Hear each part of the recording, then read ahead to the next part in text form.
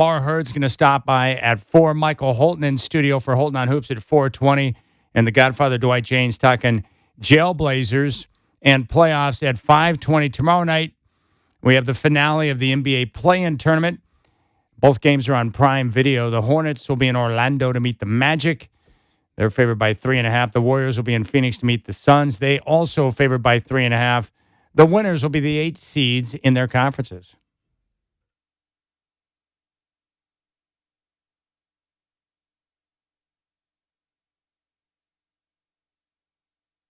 Live from the Coors Light Studios, it's time for the Rip City Drive, hosted by the crazy and often irrational Chad Doing. Coors Light, mountain cold refreshment. Choose chill. Holiday, pump fake, Brooks is in front of him, back to Denny, 10 to shoot. Under 2 minutes to play. Denny drives and kicks to Grant, corner 3. Buries it! Another 3 for Jeremy Grant. Blazers lead, 107-106. They've erased an 11-point deficit in this quarter. Is sitting on the ball, 17 on the shot clock. He wants movement. Down to 12 on the shot clock. Denny takes off, drives, steps through, puts it in and one. Blazers lead 111-110, and an and one opportunity here for Denny Avdia with 16.1 seconds to play. Blazers lead it by 1. Avdia has 40 points for the third time in his career. 43 is his career high, 41 is his season high this year, and as high as a Blaze. 16.1 to play. Big free throw right here for Denny. Good. Strap in. The Rip City Drive with Chad Doing starts now.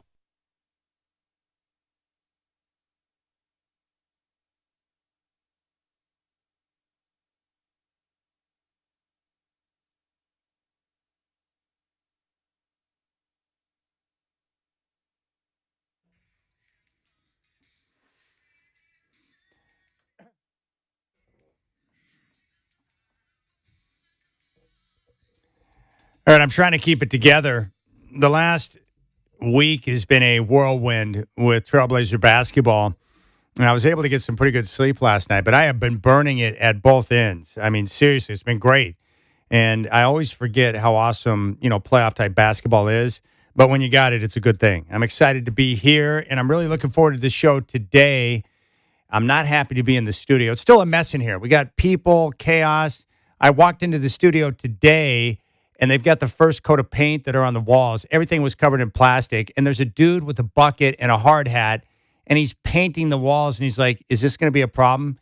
And don't mind me. I'm just trying to do a live show from 3 to 6. So he bolted out of here, and I was able to get some work done, but total chaos in the building. But they're making progress. The crew is doing good work, but it's right in the middle of my workspace, so it's driving me crazy.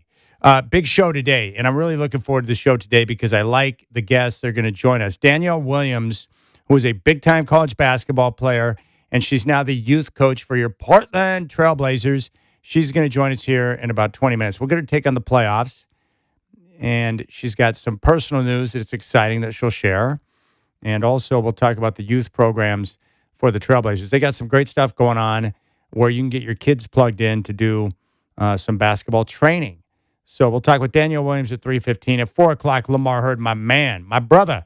Lamar Hurd, television analyst for the Blazers, is going to stop by at 4. We'll get his take on what the Blazers are doing right now and the playoff matchup against the San Antonio Spurs. At 4:20, Michael Holton in studio. Little Holton on Hoops. I hit him up and said, brother, can you come in today and do a little Holton on Hoops? He said yes. He picked the time. He's in. So we got Michael Holton at 4:20. And then we'll talk to the Godfather Dwight Jaynes at 5:20. I want to get his take on the Jailblazers documentary. Now, I know details because I know both Dwight and Carrie. And I guess the issue I have with the documentary is that it doesn't really paint a true picture of the entire Jailblazer era. It just doesn't. Now, they spent hours in a sit-down asking Dwight questions. Hours. I think over 4 hours. Like 4 to 5 hours. Details, questions. They did the same thing with Kerry Agers. And yet neither one of the guys were in the story. And those were the two primary guys covering the team during that era. And Kerry Agers wrote a book on it. But neither one of them were in the doc. So, like we see a lot of times with documentaries, People who control the dock are going to get out the messages or the information that they want to get out. So it's not an accurate representation, but we'll get the thoughts of Godfather and let him share his thoughts on what he thought about the Jailblazers documentary. And a lot of the same of what we did yesterday. A lot of good phone calls yesterday. What I'm most interested in is conversation. I really want to hear from you. The biggest thing I can gather, and this is something that takes place every time the Blazers are in the postseason, it's nice to see people happy. You ever notice that there are a lot of unhappy people in the world today? Maybe you work with them. I do. Like they always seem to look at everything in a negative light, no matter what it is. But the Blazers being in the postseason, it gives everyone a shot of adrenaline. Everyone loves the excitement. They're excited about the team. They can't wait to get to the game.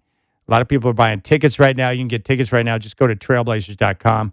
So there's a lot of things to celebrate, but I just want to know from you what you think about this game. And more importantly, today, now that you've had some time to think about it, what do you think about the matchup against San Antonio? The Blazers are underdogs, rightfully so. The Spurs have the second best record in the NBA. They won over 60 games. And they've got Victor Wembanyama. So it's a matchup nightmare. But we've seen other teams heavily favored in the postseason go down. The Denver Nuggets in 94 took out the Sonics in the first round. Stunner, right? What about the 07 Warriors eliminating the Dallas Mavericks in the first round? Huge underdogs. They got the job done. Upsets happen. And for the Blazers right now, I just go back to what Denny Avdia, or should I say Avdia, how many people do not know how to pronounce his name and should probably learn before they start talking about Denny Avdia on a national stage? It's like, what are you guys doing? How can you not know that? How can a producer not know that? And I just think it's funny because when you get a game like that and a performance like that from Avdia, you realize that nobody on a national level has been watching Trailblazer basketball.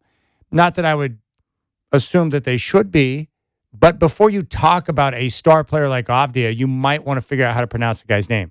The last 24 hours has been a butchering of Denny Avdia's name. But people are going to get real familiar with him because he's big time. But these matchups in the postseason, yeah, of course, the Spurs have an advantage. They're the better team. But the Blazers create problems for them too. And we really don't know what we have in the Blazers right now because this is the first time they've been healthy all season. Everything that we thought they could be, or at least I did, we're going to have a chance to see it now. They're healthy. They've got versatility. They've got defenders. They've got size. Like the Blazers have a lot of the good elements that you need to be able to compete against a team like San Antonio. The other thing I like about this series is that no one is ever going to predict or say that Portland has a chance. I like that. And the other element, the Spurs have no playoff experience. It's not like Portland's taken on the Golden State Warriors from like 2019. It's not like they're taking on the Oklahoma City Thunder. They're taking on the Spurs, a team that won 60-plus games that has zero playoff experience. And it's a learning process. I've been watching the NBA for a long time, 40-plus years. Teams don't just show up in the postseason and go on a run and win a title. There's a learning curve in the postseason for all the different reasons that we've talked about. You have to adjust to the officiating. You have to adjust to the physicality. You have to be prepared for teams doing a full scouting report and breakdown on you and your weaknesses and each individual on the floor. There's so many things that go into it, so you just don't know how these young teams are going to react. So what my hope would be this, for Portland to get a split in the first two games and then make it a long and exciting series. And if they get the split in the first two, can you imagine how loud Moto's going to be on Friday night? And that's really what I'm looking for. I want the best story, the best atmosphere, the best possible experience. Portland getting a split in the first two games and coming back home for the game on Friday night at Moda Center would be electric. So that's what I want. That's my desire. That's what I'm looking for. And if they can do that, then all of a sudden you put pressure on the Spurs. And that's the other element of this series. Who do you think the pressure's on? Like, seriously. When you think about the series, you look at the matchup, who's the pressure on? Is it on Portland, who no one thought would be in this position, aside from like me and maybe the players? Or is it the San Antonio Spurs? Expected to compete in the Western Conference to get to the finals, expected to be a title contender.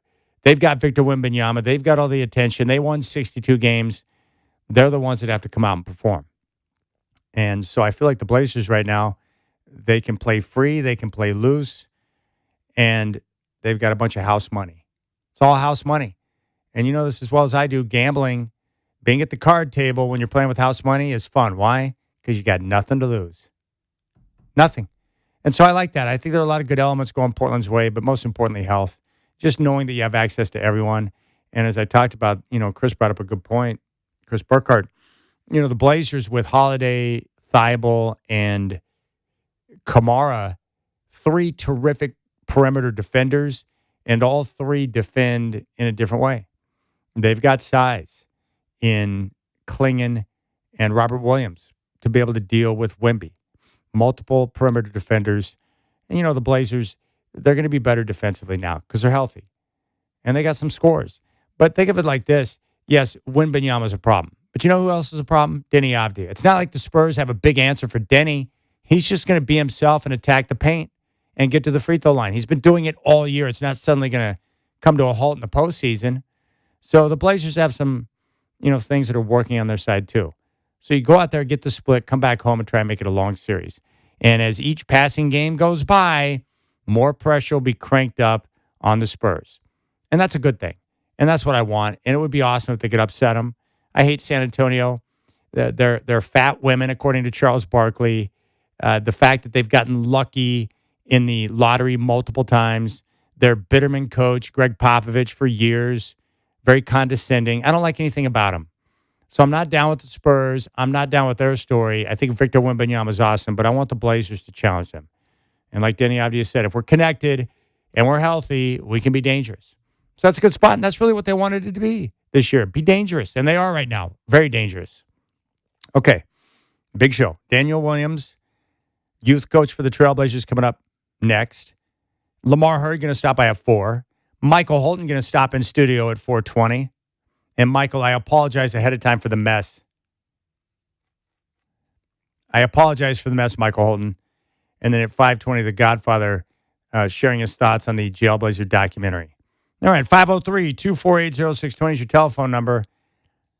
Hope you're enjoying your Thursday. You got the Rip City Drive in your home of the Blazers, Rip City Radio 620.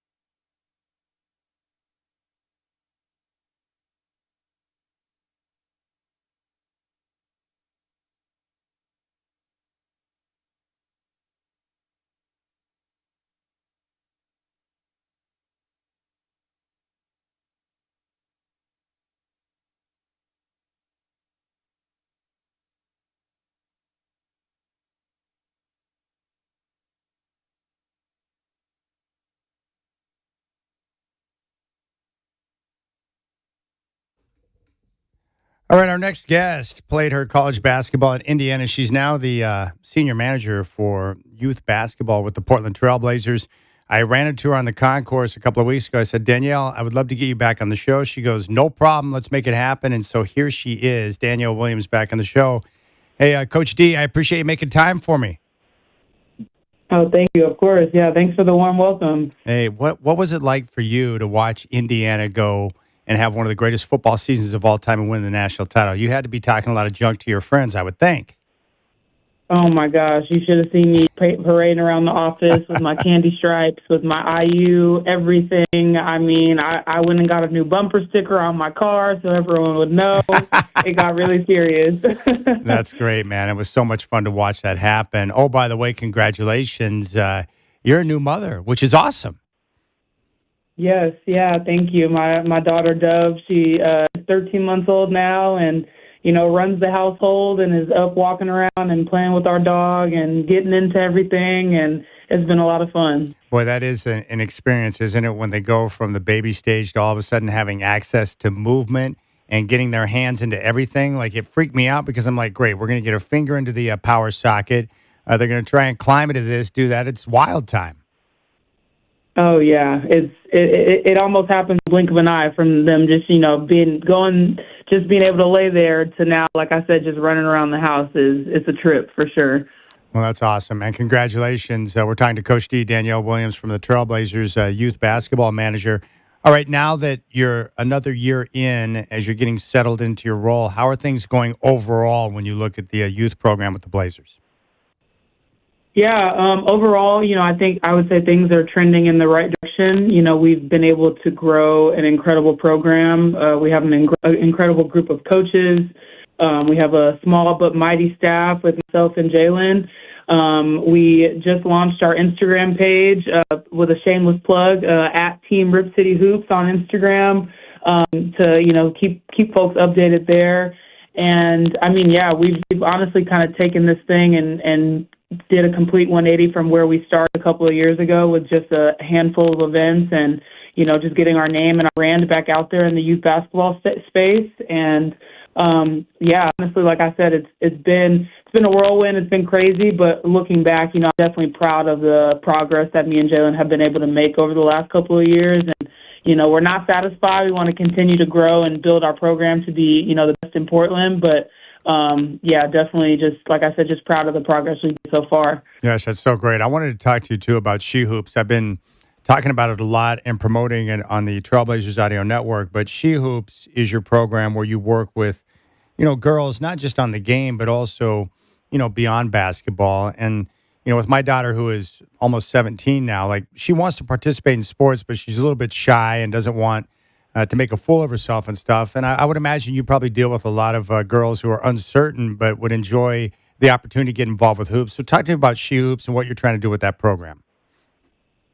Yeah, She Hoops, obviously you mentioned, an all-girls program, and statistically girls quit sports at a much higher rate than boys. And when you look at the reasons of why girls quit sports at a higher rate, it's because, when we try something and we're not very good at it, we don't want to keep trying. And so we see that sometimes, with those who come out and, maybe they've shot a couple of baskets in the backyard with mom or dad or their brother or sister, or maybe they've tried it at school, but they've never done it, in a clinic setting with a bunch of other people. And so it can be definitely overwhelming and a little nerve-wracking. And just to tell a quick story, at our first She Hoops event that we had back in December, one little girl was, incredibly overwhelmed. She had never done something like this before. Her sister was off, doing her thing and wasn't shy and wasn't overwhelmed by it, but she was really freaked out. And so, of course I noticed that right away. There were tears and she was just, very panicked and afraid. And I went over and I just sat with her. We just sat and talked for a couple of minutes. And, I asked her favorite song and her favorite thing to do and, her favorite nail polish color and just, girl things, right? And then before I knew it, I was like, okay, well, why don't we try again? I introduced her to a girl that was at another station that I knew pretty well and, asked her, hey, can you just look out for her? Can you make sure you give her a high five every time she comes to the line? Can you be a good teammate to her? And I mean, it wasn't 10 minutes later that she was having a blast. She was fully, enjoying the clinic, and her parents came up afterwards and they were so thankful, and they were like, we knew all it would take was for her to shake the nerves off. And so those special moments are what She Hoops is about. We want to build a really inclusive, community-driven environment for girls to come play basketball, for them to feel welcome. They don't need to be Asia Wilson or Caitlin Clark already out on the court being able to cross people up and, shoot a jumper, but just have the interest, just be interested in basketball and also be interested in joining this community. And so that's the biggest thing that I could convey about She Hoops for sure. Yeah, because I love the idea of more participation. I hate that girls, will walk away from sports and miss out on that opportunity. And I would imagine for you, like you're a high-level basketball player, Danielle, but I would imagine the first time you picked up the game, maybe it didn't come easily, right? You had to work at it. Oh, yeah, definitely. I was the kid who, would just take the ball and just take off running. I didn't understand the concept of dribbling. But I was also a big kid, right? So I was a kid who, also got stuck by the basket, and it was just turn and shoot. And I, would be afraid because there would be defense. And I'm like, I don't know what to do, So it definitely took a lot of work, right? But it also took that, initial, feeling of comfort in the space, and also just that, want to be better. And like I said, if I can introduce that to girls at this young age, and allow them to take this and grow with it, I've accomplished my mission and done my job. We're talking to Coach D, Danielle Williams, youth manager for the Portland Trailblazers. You can check them out. Just go to trailblazers.com/youth basketball. So with all the different things you have going on, I'm just wondering if you could give a recommendation to parents out there for how to get their kids involved, because you got your clinics, your camps, and then, of course, you just talked about She Hoops. But what's a good way to get involved if you're a parent and have kids that have an interest in, being active and getting into some basketball? Yeah, I'd say there are two main ways. Our first way I'd say is to join our kids club. It's completely free, and kids get points for watching the games. They get points for participating in reading our newsletter. We also have a system they can get points for reading books, and they can redeem free prizes. But the cool thing about Kids Club is that when you're in our newsletter, you get information about our upcoming clinics and camps. And so we're able to, push those out and let people know that of what's coming up, and our Kids Club members also get a special discount to all of our youth basketball events. So that would be my first way. The second way would just be to visit our website and just check out what we have upcoming. We have a free program in the summer called Free Lunch and Play. We'll be at 5 different parks around the city of Portland, and it's totally free. We'll just be out there, kind of hooping with the kids, playing knockout, playing some games. And again, just like I said, both of those options are totally free, just so that parents can get involved and gain interest in the program. And then hopefully, we can get them bought in and join a clinic or a camp in the future. All right, check them. Just go to trailblazers.com/youth basketball, and everything will be right there with information on the clinics, the camps, and She Hoops. We're talking with Danielle Williams. And how badass was Denny Avdia the other night with 41 points and 12 assists? What'd you think about that? Listen, Denny is one of the best in the league, shaking you down at the top of the key, getting to the bucket and finishing softly. I mean, I was hyped the other night watching him. And again, just like, man, I watch him and I truly put him against some of the top dogs in the league. He is a top dog in the league. Yeah. But at doing what he does, it's incredible to watch. Yeah, what's cool, too, is that there's two skills involved there, Danielle. Like, one, getting fouled and getting to the line is a skill, but also his ability to absorb contact and finish. Like, I love that with the and one opportunities. That's tough to do. Yeah, you have to welcome that contact to be able to finish through it. And that's something, with coaching young kids, a lot of times they shy away from contact. Even I, when I was younger, shied away from contact because I didn't want to get hit, right? I didn't want to be elbowed or punched in the face. But the older you get, the more you realize, if I absorb that contact, I can finish through it. The ref is going to have to call a foul every time. And, as long as you can make your free throws, you put up a 40-point stat line like Denny did the other night. Boy, what are your thoughts on Wembanyama? Like, in my lifetime, there's been a few unicorns to come along. He would definitely be one of those. It's so bizarre to see a guy at 7'4", 7'5", that can handle the ball like a guard. It's wild. Oh, yeah. Even watching him, I've watched him several times, but even every time I'm still just amazed. Like, is this a real person that I'm looking at? Is this a human being, or is it an alien like his? Yeah, like an alien. He likes to refer to himself as. Yep. No, it's amazing. Yeah. I love watching him play. But how would you Like, what would be your challenge? Like, if you had to come up with a game plan to try and defense or work against Wimby, what would you do? How would you attack him? Oh man, I definitely probably try to send two defenders to him as much as possible, and help off of the quote unquote weaker guard, or if there's a weaker power forward who can't necessarily shoot the three, or doesn't have a high percentage, I'd try to send two defenders at him. I would try to be physical early, definitely try to be physical with him and try to make him uncomfortable. And then also with Denny, I go at him, try to get him in foul trouble early and make him a non-factor in the game also. So that's, if I had to cook up a quick game plan, I think that's what I would go with. All right, that's perfect. I wanted to ask you, too, did you play multiple sports when you were younger? Like, my dad had me play baseball, soccer, basketball. Like, I played a little bit of everything. Were you in multiple sports as you were growing up? I was, yeah. Volleyball was actually my first love, but I just ended up being just a little bit better at basketball, so that's what I went with. But of course, the two sports that you're typically taller and better at, volleyball and basketball, were the two that I went with, just because I was blessed with 6'5" as my height, so it came easy for me that way. That's great. I've seen you with the kids, and we had those awesome. Family fun days over at Moda Center. Like, you seem like a natural, like you truly enjoy and embrace the opportunity to work with youngsters in a basketball environment, but also, to focus on other things and that go beyond basketball too. Yeah. I think just, I think a lot of it comes from my inner child. When I was a kid, not having someone who, was necessarily in that mentor role. That wasn't my dad or my coach, like I didn't have an older person who had been there before, to, kind of look out for me. So I just love being able to, to point out kids at the game that I recognize, or, make special bonds with kids at camps and at clinics, and, have nicknames and things just to really further that, like, really special coach to player relationship, because it can truly go a long way. It can make a difference in how much a kid loves basketball, whether a kid is going to keep playing or decide to quit or choose something different, and all it takes is a special memory from, Coach D taught me how to shoot a layup, and, for the rest of their lives, that's what they're going to remember. So, I just love being able to be a part of, memories and special moments for our kids out here in Rip City. That's awesome. I wanted to ask you, too, what's the best way for people to sign up for the Rip City Kids Club that you mentioned?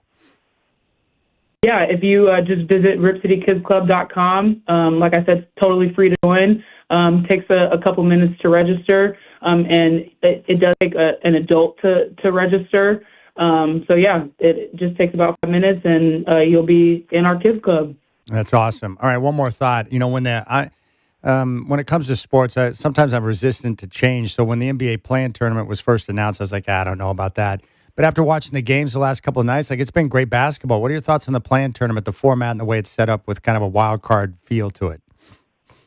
Oh, man. I mean, I'd say this year to have so many competitive, close games in the play-in is ideal, right? And it just gets you excited and ready for the playoff. And, I mean, an incredible matchup with Charlotte and Miami. Obviously our matchup with the Suns, just electric to get the play-in started.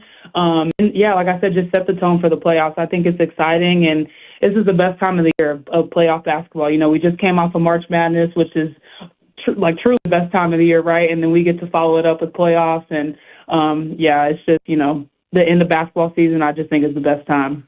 All right, Danielle Williams, youth manager for the Portland Trailblazers from Indiana. Hey, Coach D, I appreciate your time. It's great to catch up with you, and congratulations on the birth of your daughter. Have fun with that, and it's great to be able to catch up with you, and keep up the good work. Yeah, thank you so much. I look forward to seeing you next time. You got it. There she is, Danielle Williams, youth manager for the Portland Trailblazers. She's awesome. Really cool.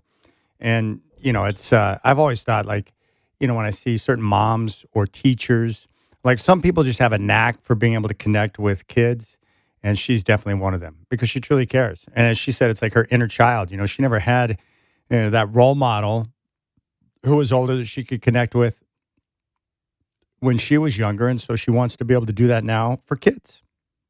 So you can go to trailblazers.com/youth basketball.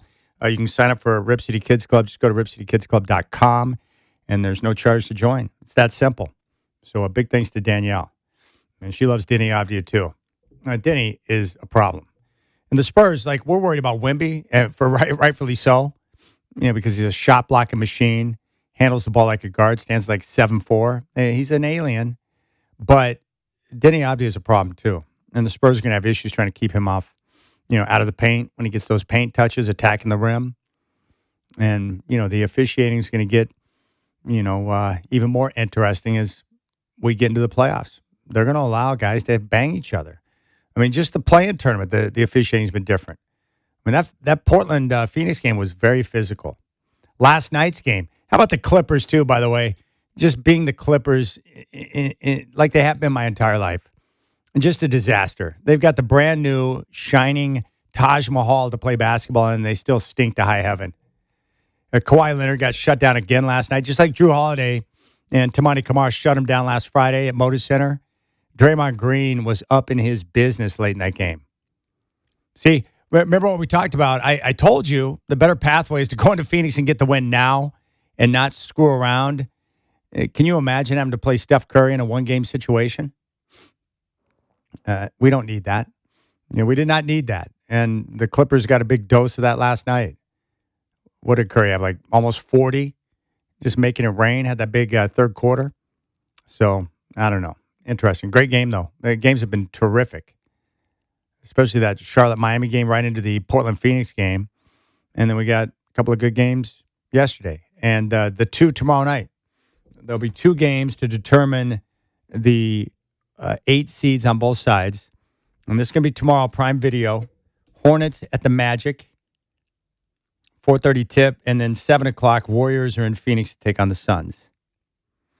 And it was great, too. I just talked to a friend of mine, Danny, my man Danielle. He was down at the game. He flew down for the Phoenix game. I don't know. He told me he had some rich friend. That they were sitting right behind the Blazers bench. And he said that it was great to be able to hear the players communicate. He said that Avdia and Kamara got into it over a play, and it was pretty heated, but there was respect there. He said that Tiago Splitter was basically losing his mind throughout the game at the officiating. And it's pretty sweet when you can sit down that close. He said Dame was loving every single moment of what was going on. And how much do you think Dame wants to play right now, too? It's got to be killing him. All right, 503-248-0620 is your telephone number. Lamar Hurd, my man, coming up. I love Lamar. I love talking hoops with him. Yeah, he's coming up at 4, and then Mike Holton's going to swing by in studio at 4:20. I don't know how he's going to get into the building, but it's a mess in here right now. But Mike Holton's coming by at 4:20, and then the Godfather Dwight Jaynes on the Jailblazers dock at 5:20. I haven't talked to him yet. I was texting with him, but I don't think he's happy with the way it was portrayed. So we'll get his take on it at 5:20. And then Sunday night, it's party time down in San Antonio. Blazers, Spurs, game 1. Game day at 4. Tip-off at 6 here on Rip City Radio 620. The only place where you can get local coverage of your Trailblazers in the postseason.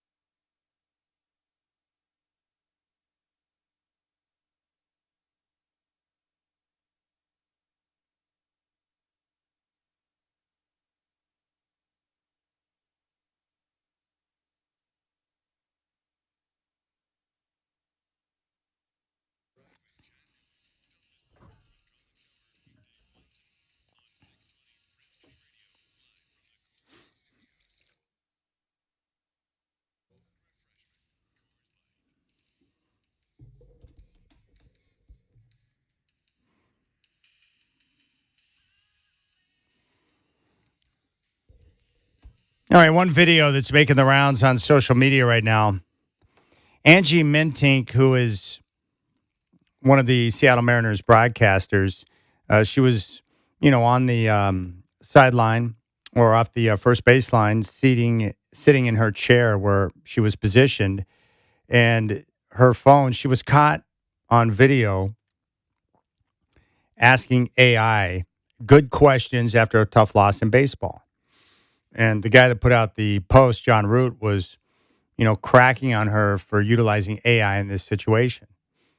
And I got to be honest with you, I don't have a problem with Angie utilizing AI to assist her in coming up with questions for what she wants to ask post-game. I don't have an issue with that. I don't use AI. I should probably utilize it a little bit more. I mean, there are times where if I'm diving into a topic, let's say that I'm, not as familiar with, or I want, maybe some different ideas to dig a little bit deeper in the soil on something, I'll utilize AI. And it's interesting what it comes up with, things that maybe I didn't consider, but I should probably use it a little bit more. But I think in that spot, Angie's been doing the job for a long time. I think she does a good job. I know what happens sometimes is like, when you do something over and over and over again, sometimes you want to come up with maybe a different way to word a question or a better question to ask because you're getting tired of approaching it the same way. And, if you want to use AI to see what it helps you with, or maybe by asking that question to AI, it can help spark something in your mind to come up with a better way to ask the question. And I don't think that's a sign of weakness or foolishness or anything. You got the tool. Don't be afraid to use it. In fact, maybe it's just a good thing because you're trying to be as prepared as possible, for the moment when you have to ask the questions. So I don't really see the issue with that. I really don't. Based on what I've seen in some post-game situations or halftime interviews, maybe more people should be utilizing AI. The usual bad question you get after a game is like, how do you feel after that loss? Like, that's the kind of stuff that makes me, I got a gag reflex on that kind of stuff. But, having a helpful tool to be able to, come at something from a different angle or ask it a different way, why not? We've got all these apps and different things that can help us, which is nice. So I don't have a problem with Angie doing that. And I don't think that's a bad look for her. I think she's just, trying to be as prepared as possible and utilizing the tools that are in front of her. Telephone number if you want to reach out, you can hit me up is 503-248-0620. Sean in Damascus just reached out. He said, even Jim Rome butchered Denny's last name. Everybody outside of Portland who's tried to say Denny Avdia over the last 24 to 48 hours has done a bad job. Avdia. It's not Avdia, it's Avdia. But again, why would they know? How many people outside of Portland have been watching Trailblazer basketball this year? Probably not much. And, of course, the 3 years before this season, there was no real reason to watch the Blazer basketball either. But that's okay. Because what that means is if Avdia's name is getting butchered, that means the Blazers are getting attention for good reasons. Because they had a good run in the play-in against Phoenix, and now they're going to be in the postseason. And, again, I go back to what Denny said. Hey, if we're healthy and we're connected, we're a dangerous team. That's a great place to be, especially when you're playing with house money. No one thought you would be here. No one expected you to be here, and yet here they are. Healthy for the first time all year. Aside from Dame, but we knew he wasn't going to play this year anyways. And I can say it once again. Dame is not coming back for the postseason. If people keep hitting me with that question, the answer is no, he's not. Dame is not coming back. He's not going to play in the playoffs. He's going to come back next year. And when he came on the show a couple of weeks ago, he said he was about 95%. 95%. He's close to being all the way back, but he's not quite there yet. And really, if you're playing in the first round as the 7th seed, why would you want to bring him back in that situation? I just don't think it's worth the risk. If the Blazers, and I think Dame made the point before the year, he's like, hey, because someone asked him, like, hey, if the Blazers are like the 1 or 2 seed, would you come back? He's like, well, if they're the 1 or 2 seed, they won't need me. That's a pretty good point. There's no chance. No, it just makes no sense to risk it. Just let him rest, get himself back to 100%, so when he comes back next year, he's ready to rock. And the Blazers right now at full strength. I'm just excited to see them play a full playoff series at full strength. I've been wondering all year what they might look like healthy, and now we're going to find out, which is great. Versatility, depth. They got different guys who can do different things. I like a lot of the makeup on this roster. They got a good balance between veteran leadership and young players who are going to get this wonderful taste of playoff basketball. And just imagine what it's going to do for the young core as they continue to move forward. Even if you get smacked around, it doesn't matter how the series goes. The experience is going to be quite valuable for them. Because I can tell you one thing, this team's going to win more games than 42 next year. Now, I was bullish on the Blazers this year because I believed in the young core and what they were going to be able to put together based on the development last year. And I projected 45 wins. They finished with 42. Had they been healthy, they would have easily eclipsed 45 wins. But it's just nice to know that they're healthy. So it's going to be a lot of fun. Game's going to tip off Sunday at 6, and game day will be at 4. And again, it's important, just let this sink into your dome. The only local coverage of the Blazers throughout the postseason is going to be on the radio because with the new NBA TV deal, as we found out through the plan, only the networks are going to have access to the games. That means you won't have Lamar Hurd or Kevin Calabro breaking it down for you. But you got Travis Demers, and he had a great call there. That was so much fun. It was great. I can't wait, and I know people are already excited. And I was checking out Ticketmaster today. There's still a lot of tickets available. I was checking out Game 3, which is the Friday night game. And what I really want is for the Blazers to get the split in San Antonio to make that Friday game so awesome. So I just can't wait. I'm totally excited. And you should be too. Oh, this is awesome too. I just went into my Ticketmaster app to pull up the tickets for Friday's game. It said event canceled. What? I don't think so. All right, let's try this again. Okay. I'm looking at a couple of tickets. Yeah, so you can get upper tank in the 300 level for like $130. And I was looking at some tickets in like the 200 level, and they're just over, like $240. So you can get tickets at a reasonable price right now. But I would jump on them now before they get gobbled up and then hit the secondary market. And we want that place to be packed on Friday. The atmosphere is going to be amazing. All right, when we come back, Lamar Hurd, television analyst for the Blazers, breaking it down here on the Rip City Drive.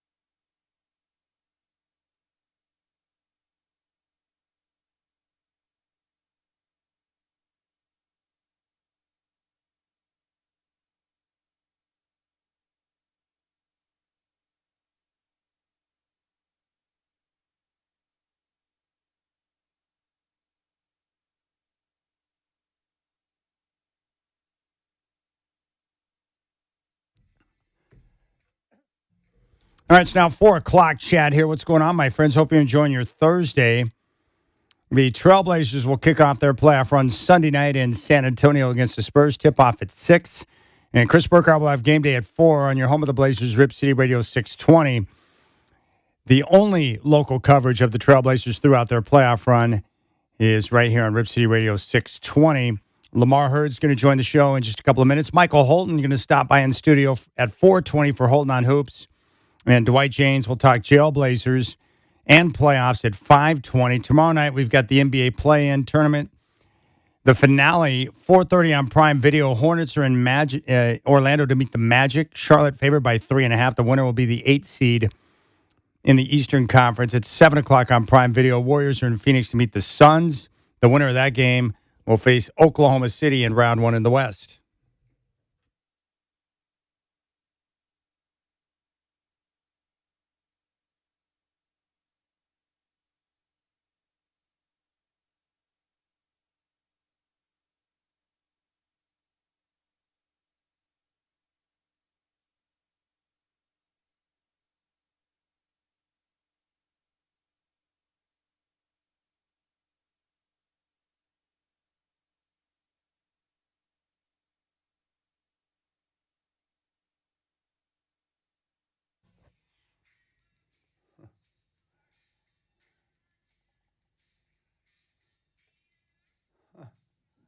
All right, I'm a complete moron.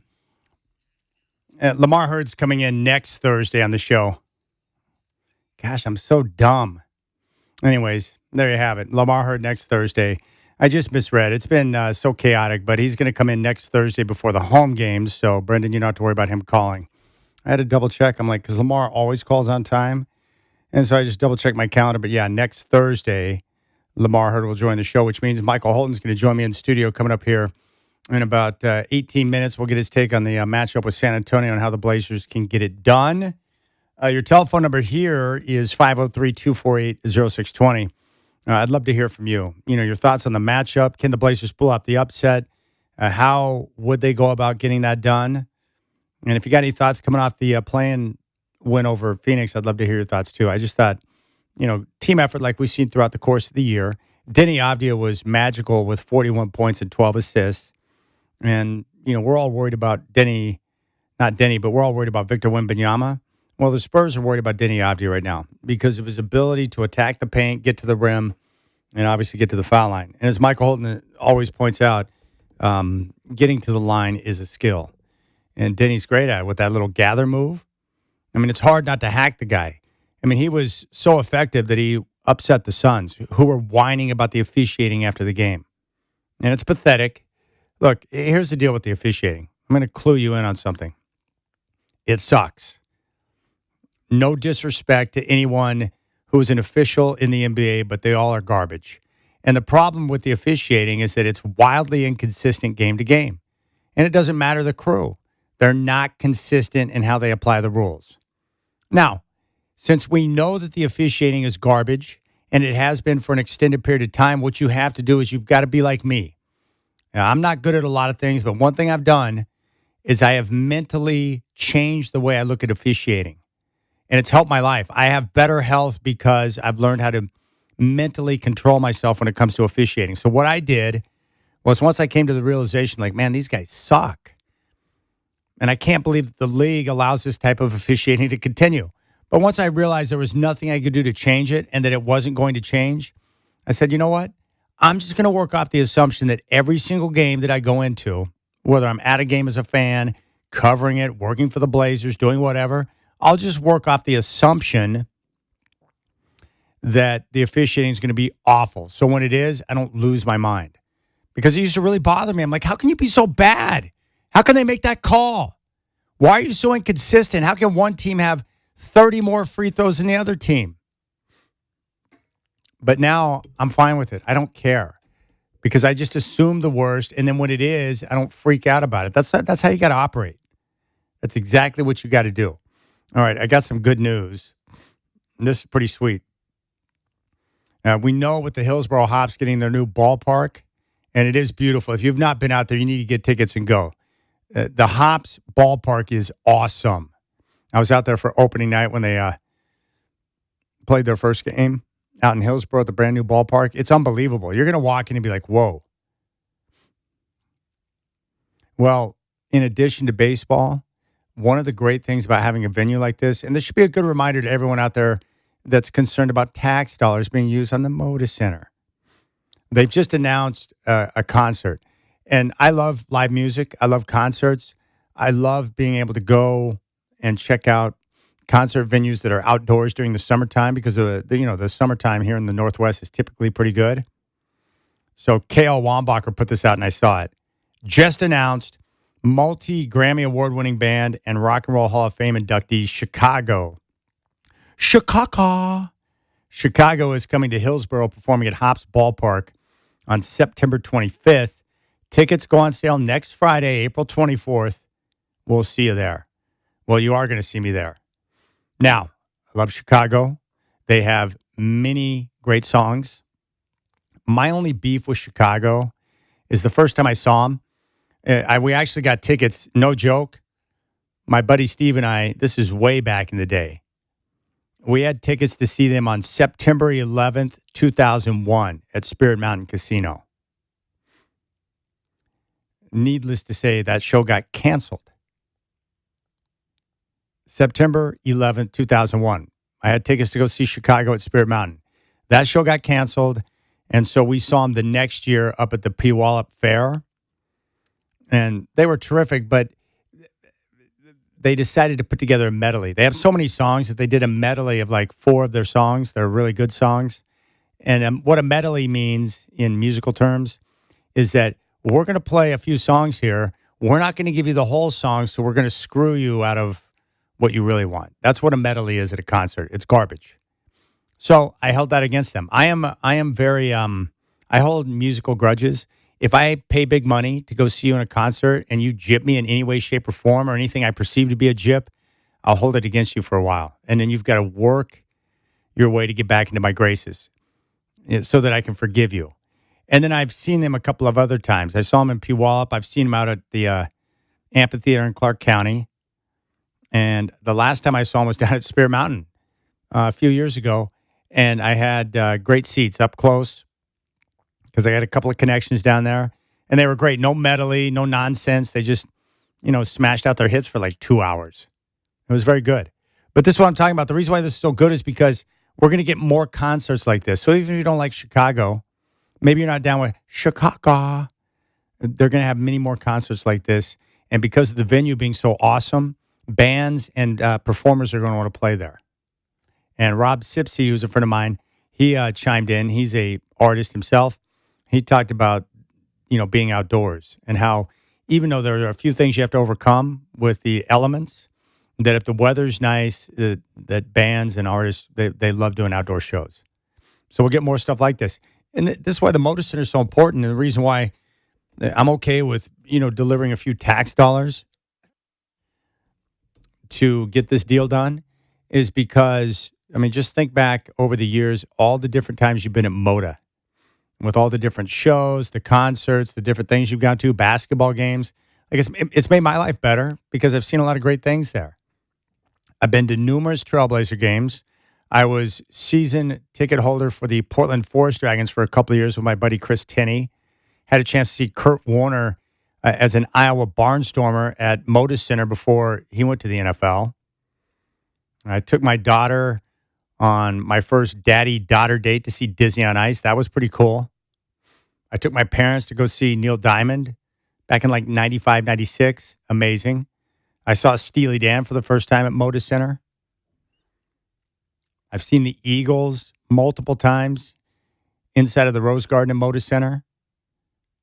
The events are a long list. I've seen NCAA basketball in the tournament at Moda Center. Just think back. I've called high school basketball games there before. I was calling a game there with Michael Holton one night, and I was sick, and I grinded through it, but I sharded, and it was very embarrassing. I did that at Moda Center. Just think back, all the different things. I saw Journey and Def Leppard there. So a lot of great things. My whole point being, like, these type of venues bring value to the community. That's all. Come on in. What's up, brother? Michael Holton is in the house. I'm surprised he didn't ram his head into, the scaffolding. It's absolute chaos. There's dudes on those stilts. What do they call those things? Like the guys that are doing the drywall and the ceiling work. They're like stilts. They're like strapped to your feet. We got a bunch of Victor Wembanyama's rolling around doing painting and stuff like that. I love the guy in here painting too. Like the fumes were horrendous when I first got here. He's like, "Is this going to be a problem?" I'm like, "Nah, I just got to do a live show." So he got his bucket of paint and got out of here. The fumes have dissipated a bit over the last couple of minutes, which is nice. I was afraid I was going to be like, what do they call that? Huffing. I was afraid I was going to get a little paint high before the end of the show, but it's actually fairly good. But yeah, we got plastic covering the desk. It's a complete mess. I'm just glad Michael Holton made it in the building safely and did not ram his dome into the scaffolding or have one of those Wembanyama's on stilts fall on top of him. But I can't wait to get his take because the Blazers are going to be in action coming up on Sunday. I just love where they're at. Look, I know that this is a tall order, and I understand they're big underdogs. I think they're 10.5-point dogs in game one. There have been big upsets in the playoffs before, and this San Antonio team, it's not like they're the Thunder. They haven't won anything. They haven't won jack squat. They have no playoff experience. They're not defending a championship. I know they got Wemby, but I'm telling you, man, the Blazers are dangerous. I'm with Denny on this. It's a good place to be. House money, and you're dangerous. And, oh, by the way, you're healthy. It's pretty wild that on Sunday it's going to be the second game all year where they've had access to an entire roster. And I like that as well. So, again, the tip-off will be at 6. Game day will start at 4. And the only local coverage you can get on the Trailblazers throughout the postseason will be on Rip City Radio 620. And those games tomorrow night, 4:30 tip on Prime Video. Hornets are in Orlando to meet the Magic. Charlotte favored by 3.5. And then the Warriors are in Phoenix to take on the Suns. Phoenix favored by 3.5. That game's going to tip off at 7. And the Magic, pretty crazy. Like, they lost on the last day of the year. That dropped them into the play-in. And now they're one loss away from having their season be over because they blew it on the final day of the regular season. All right, we'll come back when we do Michael Holton. Holton on Hoops. He's in the studio. Very kind of him to stop by, and we'll break it down. We'll get his thoughts on what took place in Phoenix on Tuesday, and we'll look ahead to the San Antonio Spurs. Former Trailblazer Mike Holton is up next on the Rip City Drive.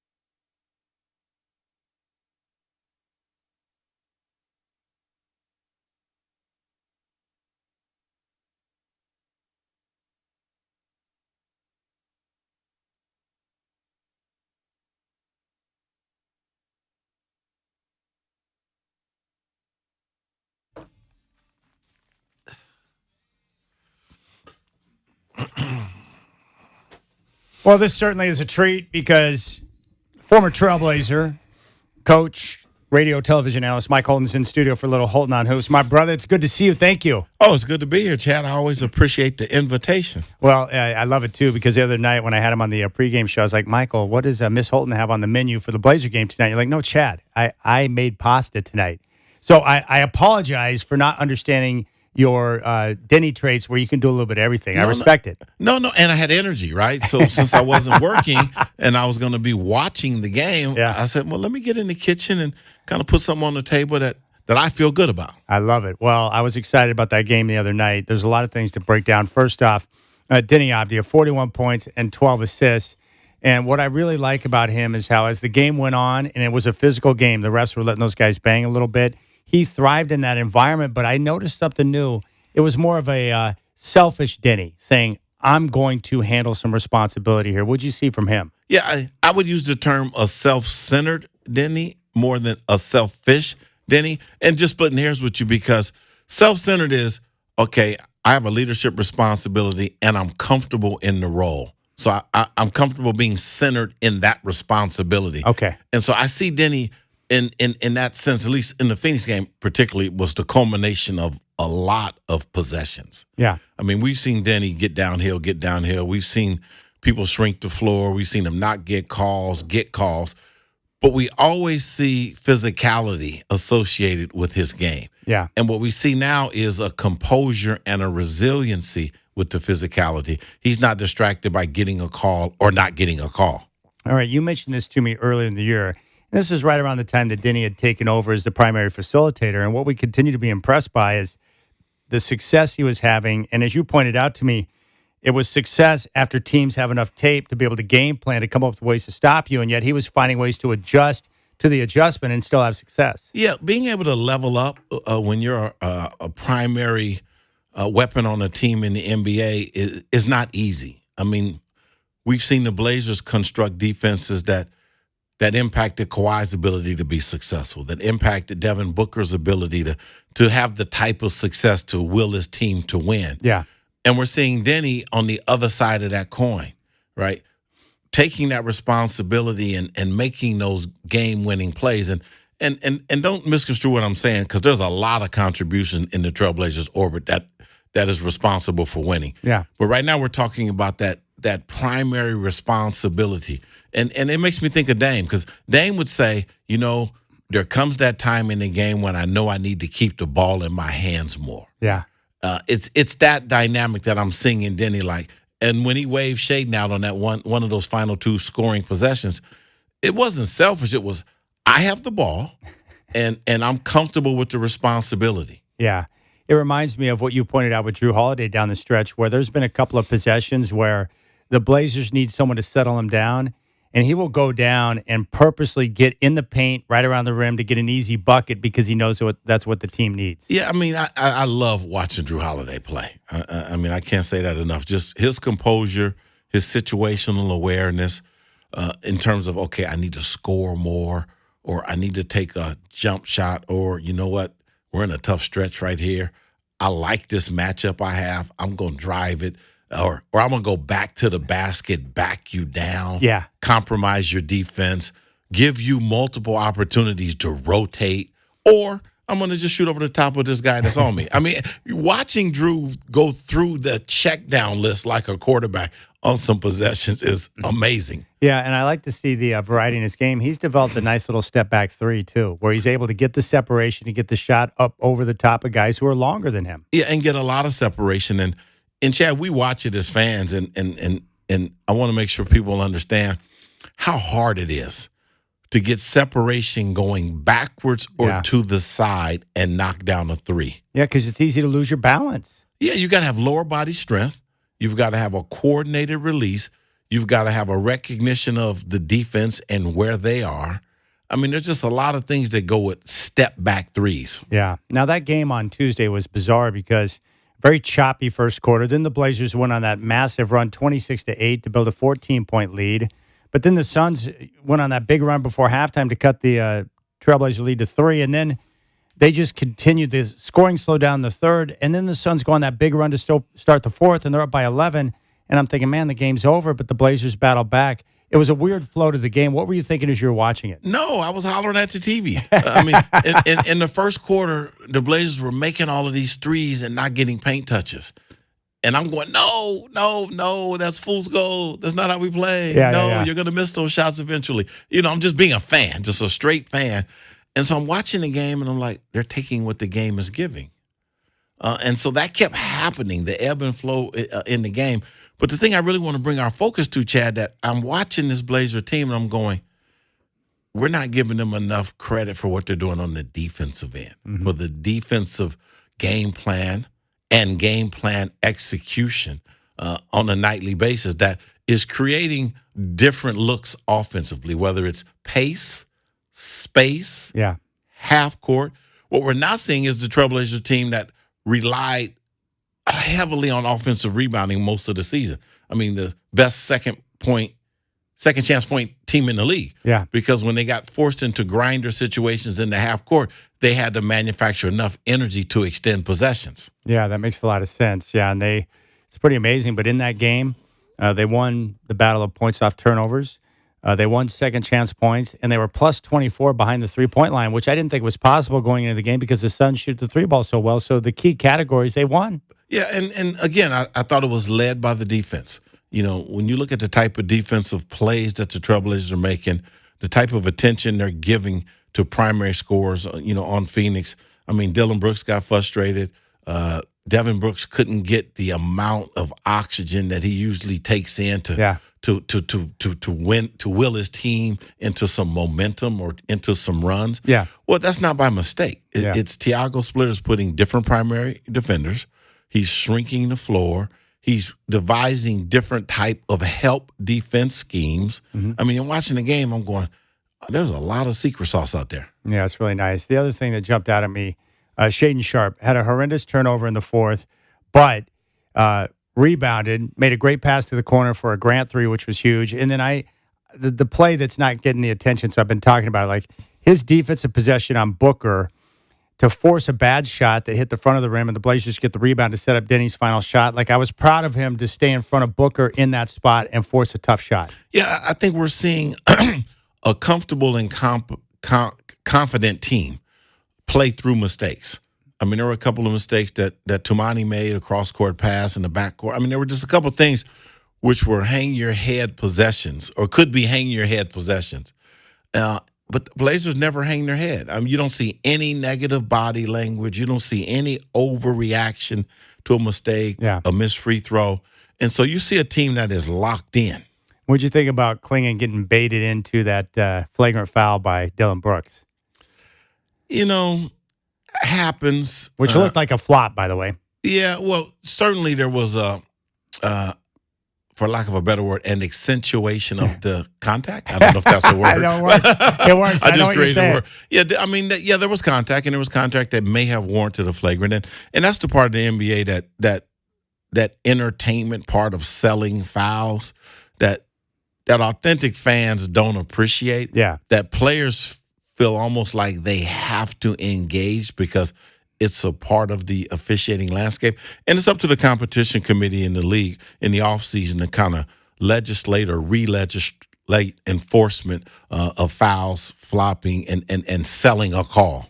All right, the Blazers. I think Denny Avdia, after the game, he said, hey, if we're healthy and we're connected, we're a dangerous team. I would agree with that. What's interesting about the Blazers right now, they're getting ready for this playoff series against San Antonio, and none of us have seen the Blazers at full strength aside from the one game on Tuesday night. There's got to be a little bit of an edge in that situation. Yeah, I mean, you can make a case for the Blazers being one of the more dangerous teams in the playoff field for the reason that you just cited, health. I mean, there's not a big book of scouting on this current Blazer team. I mean, Jeremy Grant's back, Matisse Thybulle, Scoot Henderson. I mean, you go down the list of guys that have missed significant amounts of time, Shaedon Sharpe.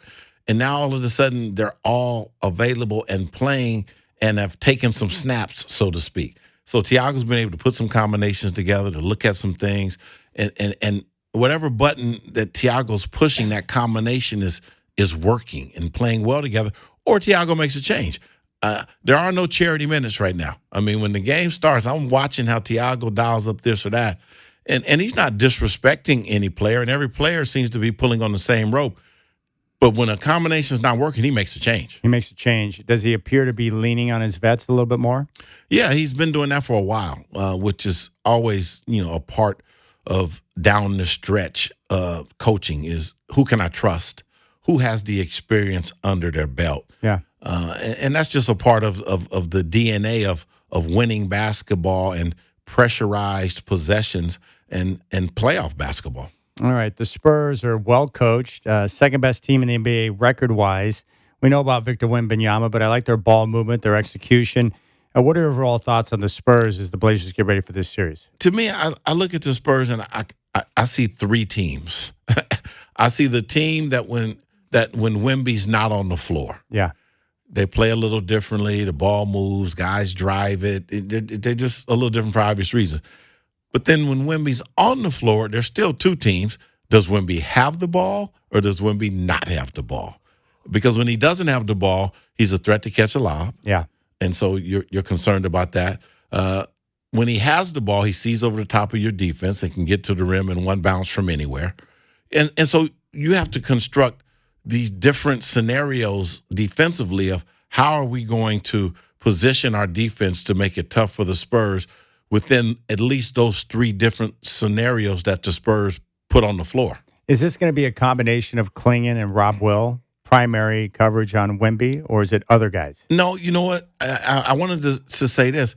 That's just me thinking about the Spurs and what they bring. Yeah. The Spurs got to guard the Blazers. You're right. And so the Spurs are going to have to match up accordingly. Yeah. Who do they put on Denny? Who do they put on Scoot? Who do they put on Shaden? And so the Blazers are putting 2, 3, 4 different versions of themselves on the floor as well. And I want to finally answer your question. It may not happen, but it wouldn't surprise me if the Blazers went small when Wemby was on the floor. Interesting. Because now they can rotate their defense. They can play faster defensively and speed up the Spurs. And I did think that was a great move by Splitter late in that game on Tuesday to go small, and that provided the boost for them to make the comeback. Yeah, and I think that's why I'm thinking about it. When I saw that, I was like, wow, there's a component of small ball for the Blazers now that's different than their earlier small ball lineups were. Because earlier in the season, small ball was a reflection of somebody not being available. Yeah. It was like, okay, we have to do this. Yes. Now it's like, you know what? There's a strength that we have when we do that. We speed up the opponent because we can rotate defensively. And then offensively, we got more playmakers on the floor. Yeah, that's a great point. Defensively, Wemby's a serious problem because of his shot blocking. You obviously have to be aware of that. What's the best way to attack him when he's trying to anchor their defense? I don't know the answer to that one. I mean, he covers so much space. It's crazy. Because ideally, I think you'd get him out of the lane and you'd have him on the perimeter so that you could at least drive the basketball and see him coming. But if he's in the lane and you drive the basketball, his length keeps you from making a pass. Yeah. You can't come at him and make him commit and then make a pass. His wingspan's too long. So the most open place against Wemby, and actually against most defenses, is the guy that is rotated behind the basketball on dribble penetration. Okay. The behind the basketball space is always unguarded because defenses collapse to the level of the ball and to rotate. So when you rotate behind the ball, now you've put the defense in an unusual place where you either knock that shot down or you drive a closeout that comes from a long distance. Very interesting. But I would imagine, as worried as the Blazers are about Wemby and the challenges he presents, like you pointed out, they've got to worry about Denny because he's going to provide some issues for them defensively too. No, and Shaden and Scoot and Drew, and I mean, there's a lot of pieces. But when I think of these matchups and I start thinking about the X factors and what's in the fringe, I mean, in the margins of can tip the scale to winning and losing. With the Blazers, I always kind of start to think about Matisse Thybulle, Tamani Kamara, Drew Henderson, and I even start to throw Scoot in there a little bit. Defensive antagonists. Yeah. Guys that can really guard and guys that can keep you from having to rotate your defense and guys that can get steals and get you out in transition. Isn't it nice to have guys like Thibault, Holiday, and Kamara, 3 guys who are good perimeter defenders, but they all do it in a different way? Yeah, I mean, the Blazers have a real healthy mix of players and talent, but of defensive talent, guys that, to me, are free safeties. I mean, they play the game kind of their own way defensively, Yeah. and I say that in a positive way. How much of an advantage is it, too, that the Spurs, unlike the Thunder, who are making a run for their second straight championship, they have no playoff experience. So in my lifetime, teams, there's a bit of a learning process for how to win in the postseason. Like, that's got to be a bit of an advantage for the Blazers compared to playing someone like Oklahoma City who's been there and done that, right? Yeah, I mean, when you get to the playoffs, every matchup has its ups, its downs. Every team has its warts or dimples. I mean, but the beauty of it and what makes us tune in and what makes it exciting is that it's a live competition. Yeah. And there's always going to be a game within the game. I love the game within the game. What did you think about the officiating? Did you notice a difference in terms of the physicality and what they allowed in the game on Tuesday? Yeah, what happens to me with officiating at this point is it gets more consistent. And when I say gets more consistent, Thank goodness. there's ebbs and flows within the game of consistency. Yeah. So they may let them play in the first quarter, and then the game level sets itself, and then they make a couple of calls to tweak the level that's going to be allowed. Okay. And then teams adjust. And so we're seeing 2 and 3 and 4 ebbs and flows of, wow, it's really physical. They're letting them go. Wow, they're calling everything. Or why did they call that? Well, that's to reset. Like, hey, at this point in the game, that's not going to be okay. That's awesome. Michael, one of the things I know you do is because you coached, you a lot of times will look at decisions Tiago Splitter is making throughout the course of the game because it catches your interest to see adjustments with the rotation or what he's doing in certain spots. Well, what about the job he's done, right? To get the team where they're at now, where they're in the postseason, on the fly, like what's your assessment of what he's been able to do? I don't think there's any denying that he and his staff have done a phenomenal job. Yeah. I mean, he's an acting head coach because he took over at the beginning of the season. I mean, there were fluidity of the circumstances, and then you step into those type of roles, and, you didn't lead the team through training camp, so to speak. Yeah, you were part of the staff. So, there's a lot of things that could be distractions or could be circumstances. But let me tell you something about Tiago that I paid attention to in the first press conference, and it has been true throughout his stretch as acting coach. He never made it about himself. He always made it about, as a matter of fact, I remember what he said in that first press conference. We had a vision for this team in the summer. I'm going to continue to implement the vision that we have. Yeah. He didn't make it about, I'm going to change this, I'm going to tweak this, I'm not going to stand for this, that's not me, I'm this, I'm that. He has never went to the podium with that frame of mind. Not once throughout the whole year? No, it's always been about where we are. And he's been transparent, like that wasn't good enough, or, we got to be, or, we'll look at it. And what that does is it creates a connectivity and a trust. And so when I watch the Blazers play right now, I'm looking at a team that trusts one another.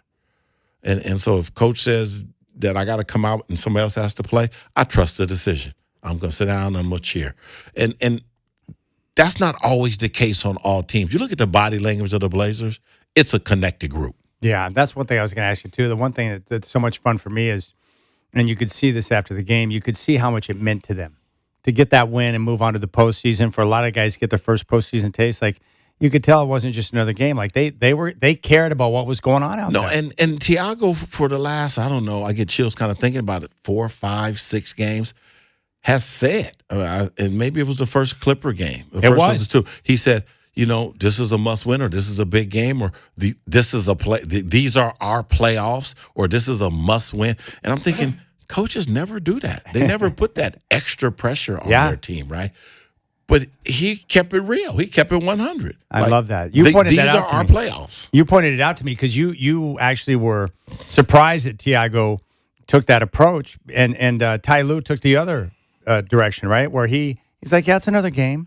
Yeah, because to me, when you push, I don't want to say push all your chips to the center. It's not a good analogy. But when you say this is a must-win game. When I hear that, I'm going, what happens if you don't win?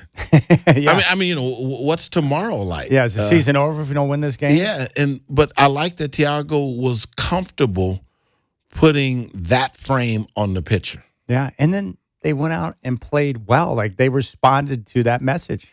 No, they did, and they've continued to respond because they're in the moment. This team is in the moment. You hear that phrase, and if you don't know anything about it and you like NBA, watch this Blazer team. They are in the moment. All right, Jeremy Grant, to miss an extended period of time and come back and play like he did, 16 points, a couple of big threes in the fourth like that. I've been impressed with him all year with the way he's embraced his role, but I was happy for him in that game on Tuesday. That was big time. Ice water. Yeah, Jeremy Grant is the stage is never going to be bigger than his play. Yeah. And if you just go back and look at his resume and look at his experience as an NBA player, he's played every role. Mm-hmm. I think he was a second-round pick, so he didn't come into the league highly touted. And I'm just saying this off the top of my mind. I'm not Travis Demers. I don't have I'm not either. An encyclopedia of facts. But he came in, and he wasn't a journeyman, but he wasn't a star when he came in. Yeah. And then in Denver, I think he was a role player. And then he signed as a free agent, I believe, and he went to Detroit. And he was expected to be the primary scorer, the number one option. So he's had heavy loads of responsibility, is my point. Yeah. And now he's at a point in his career where he's going to do whatever's asked and whatever's needed. I love it. The chef, Michael Holton, in the studio. Game one's going to come up on Sunday, tip-off at 6, with the pregame starting at 4 here on Rip City Radio 620. Thank you for making time, man. I love talking ball with you, but I knew people wanted to hear from you before the game on Sunday. This is awesome. I'm excited. No, I'm excited too, and I wish there was a game tonight. But, this is the time of the year that everybody kind of hyper-focuses, and for good reason. NBA is fantastic. But you know what I love about you is, like, you're a basketball junkie, so you engage and love watching hoop, and I love that about you. Well, yeah, I'm a fan, a teacher, a coach, and just overall a person that just has spent a lot of my growth and development in life around ball. Yeah, and you, by the way, Michael Holton, in case you missed it, delivered Jamba Juice to the entire arena. 3 free throws within 45 seconds. That's right. Still got it. You get a Jamba. You get a Jamba. You love Jamba, but how much fun was that to go on the court and do that and jump around with the fruit? People are stopping me at the supermarket. Thanks for the Jamba. I'm like, oh, no, it's been such a thing. All right, we'll keep things rolling. Appreciate Michael Holton. You got the Rip City Drive on your home of the Blazers, Rip City Radio 620.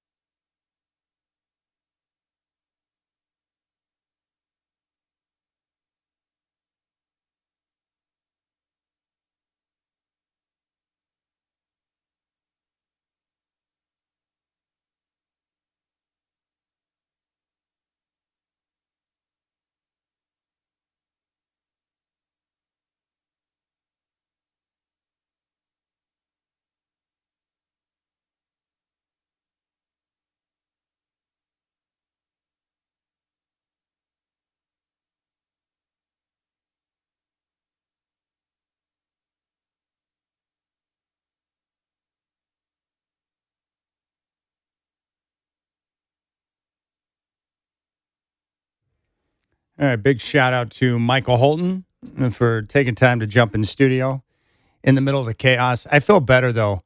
One of the guys that's in charge out there of the crew that's redoing the building right now, I went down to use the restroom during the break, and he stopped me and apologized. His name was Joel, nice guy. He's like, I'm sorry about that painter earlier.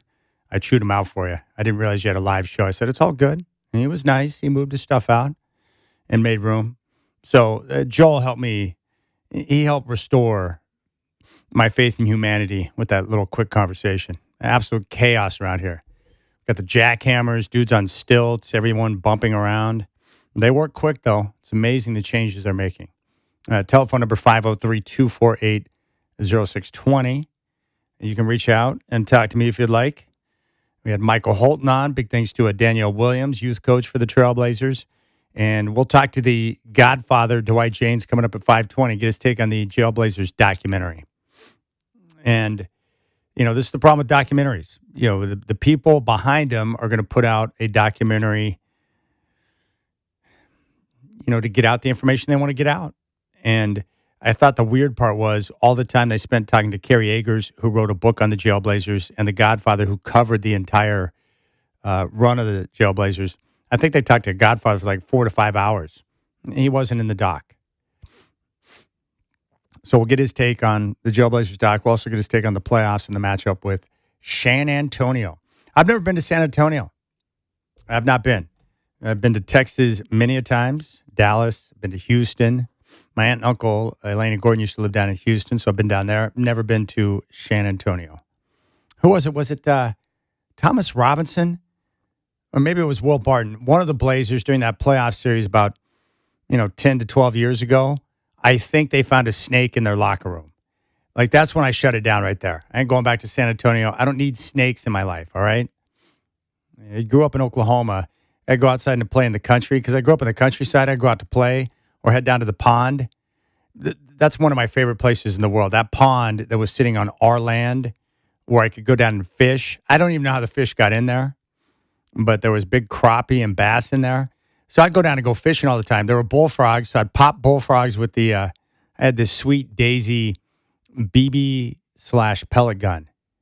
It was like a dual gun, BBs and pellets. So I'd pop bullfrogs, and I'd put them in a bucket. My mom would make frog legs, and I'd catch fish. But my dad would always be like, hey, if you're standing on the banks of the pond, look out from behind. And what he meant was the cottonmouths and the water moccasins that want to have a pathway into the water, they'll come up and bite you. And you don't want that in your life. And he's right. I did not want that in my life. And I remember one time a snake came up behind us, and my brother took like this. He had like this club. It was like a tree branch, but it looked like a club. He like smashed its dome, and it sunk down into the mud right there on the banks of the pond. Needless to say, that water moccasin did not survive, thankfully. And they're creepy, those things. The way they can move on top of the water. They're like the Messiah. They just walk on top of water. They move too fast. Anything that moves that fast without legs is creepy. I've not been bitten, though. One friend, we were playing like catch with the football or whatever, and it went into the bushes, and he went in he retrieved the ball, and all of a sudden he's like, my ass. He started yelling, my ass. Kind of a funny thing to say amongst young boys. Anyways, he got bit by a snake, and they had to bring out like the animal control or whatever that group was. They needed to find the snake to make sure it wasn't poisonous, and come to find out it was a bull snake. The bull snake, he ticked off the bull snake. It bit him in the behind, and that's why he was screaming, my ass. Oops, that's going to happen. All right, 503-248-0620 is the telephone number. And the Godfather's coming up at 5:20, and I would love to hear your voice. What's your take on this situation? Are you excited? What do you think about the matchup with the Spurs? Can they pull off the upset? Are they going to get rolled in like 4 games? Let's go out to Staten. Aaron is in Staten. Aaron, I appreciate the phone call. Fire away. What's on your mind? Hey, man, I'm great for your show again. I am super stoked about them being back in the playoffs again, and I actually think they're going to surprise some people. I know they're not favorites. I mean, there are people just staged for victory, but I feel like we got something going. Michael Holt said earlier about the attitude of the coach. Hey, this is win. I think we're getting some trip down. People know their jobs are at stake. New ownership in town. There's a new attitude. Love it. I'm stoked. Oh, I love it, Aaron. Aaron, I'm stoked at that phone call. The Trailblazers right now in game one. Yeah, I appreciate you, buddy.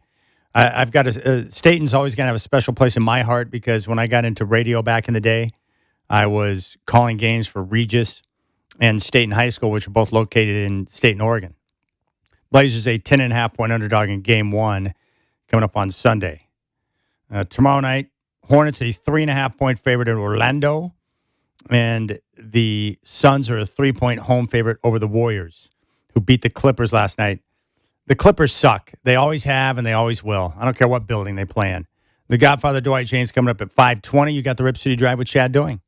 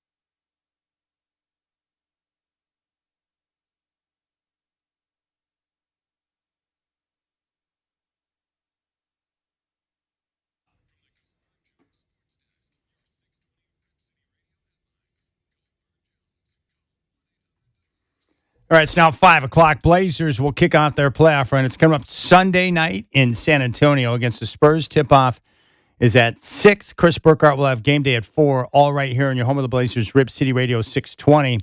With all the games being televised on national networks, the only place to go to get local coverage is right here on your home of the Blazers. Coming up on the show, Dwight Jaynes going to stop by. The Godfather wants to talk about the Jailblazers documentary, and we'll get his take on the playoffs against the Spurs. We got the finale for the play-in tournament coming up tomorrow at 4:30 on Prime Video. Hornets are in Orlando to meet the Magic. Charlotte favored by 3.5. Suns are a 3-point favorite in Phoenix over the Warriors. That game's got a tip-off at 7 o'clock. Both winners will move on to be the 8th seed in both the Eastern and Western Conference. Your phone calls are coming up next. Rip City Drive with Chad Doing.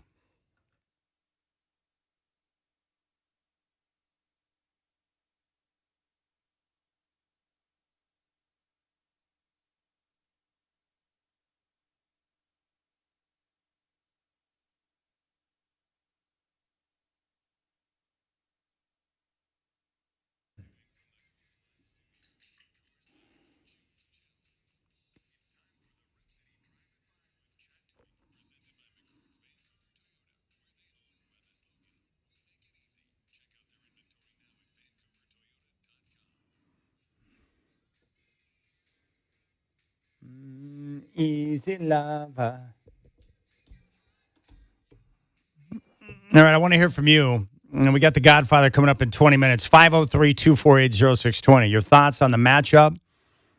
Are you excited at this unexpected run for the Blazers? 503-248-0620. And I can't wait for the game that's going to be at Moda Center next Friday, because you know that place is going to be out the chain. So I'm hoping for a split. Get the split in San Antonio and set up a wonderful occasion on Friday night at Moda Center. All right, let's go out to the phones. Let's head down to Kaiser. Jeffrey is in Kaiser. Jeffrey, welcome to the Rip City Drive. What's your take on the matchup, man? What's on your mind? Thank you so much. I expect the Blazers to take this round, to win this round.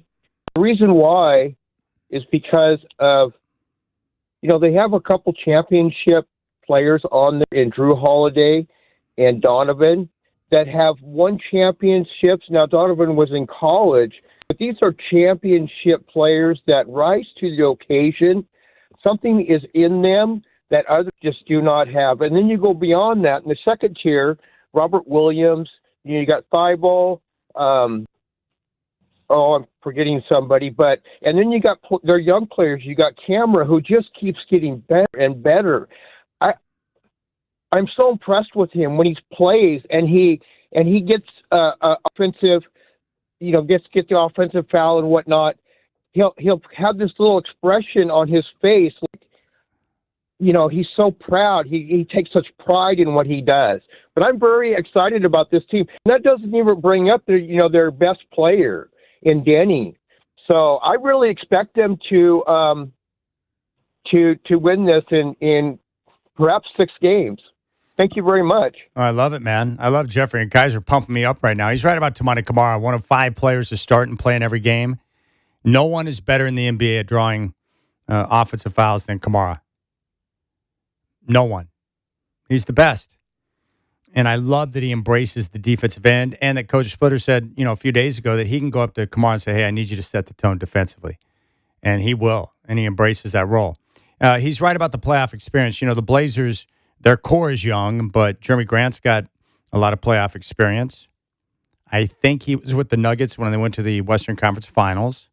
Robert Williams III has been to an NBA Finals with Boston. Donovan Clingan, no NBA playoff experience, but won back-to-back titles in college at UConn. Drew Holiday is a 2-time NBA champion. So they have multiple guys who have been there. Not to mention you got Dame, who is a valuable resource if anyone wants to talk to him. So, and the Spurs have no playoff experience. That's the advantage. And that's why I was preferring this matchup over the one against Oklahoma City, because we know the Thunder are good. They won the title. And my guess is they weren't exactly trying to kill themselves getting to the postseason, and they're going to crank it up several notches now that the playoffs are here. I'm looking forward to some of the potential matchups we could have in the first couple of rounds. A Denver Oklahoma City matchup again would not be bad. Love to see that. Maybe the Thunder and Spurs. I would love to see the Blazers upset the Spurs. That'd be amazing. A lot of possibilities. Let's go back out to the phones. Let's go to McMinnville. Miguel in McMinnville. Miguel, welcome to the show. What's on your mind? I looked in my closet for one that was a little shorter.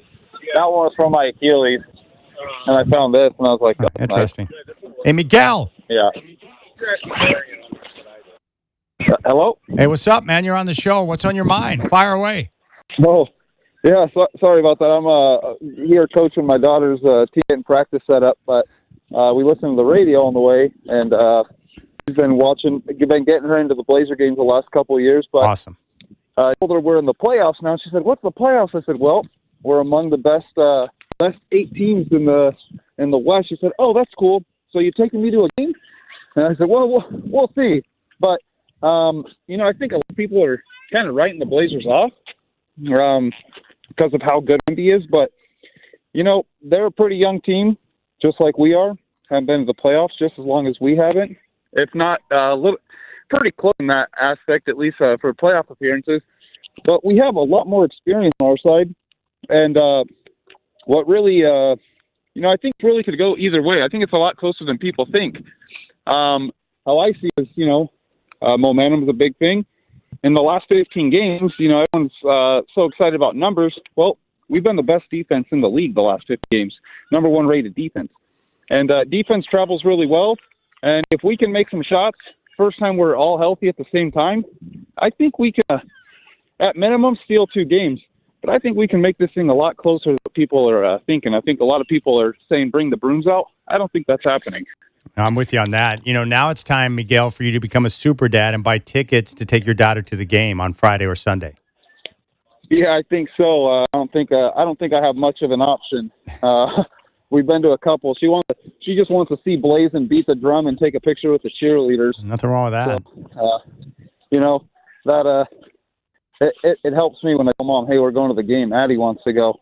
So then she don't have a choice but to say yeah.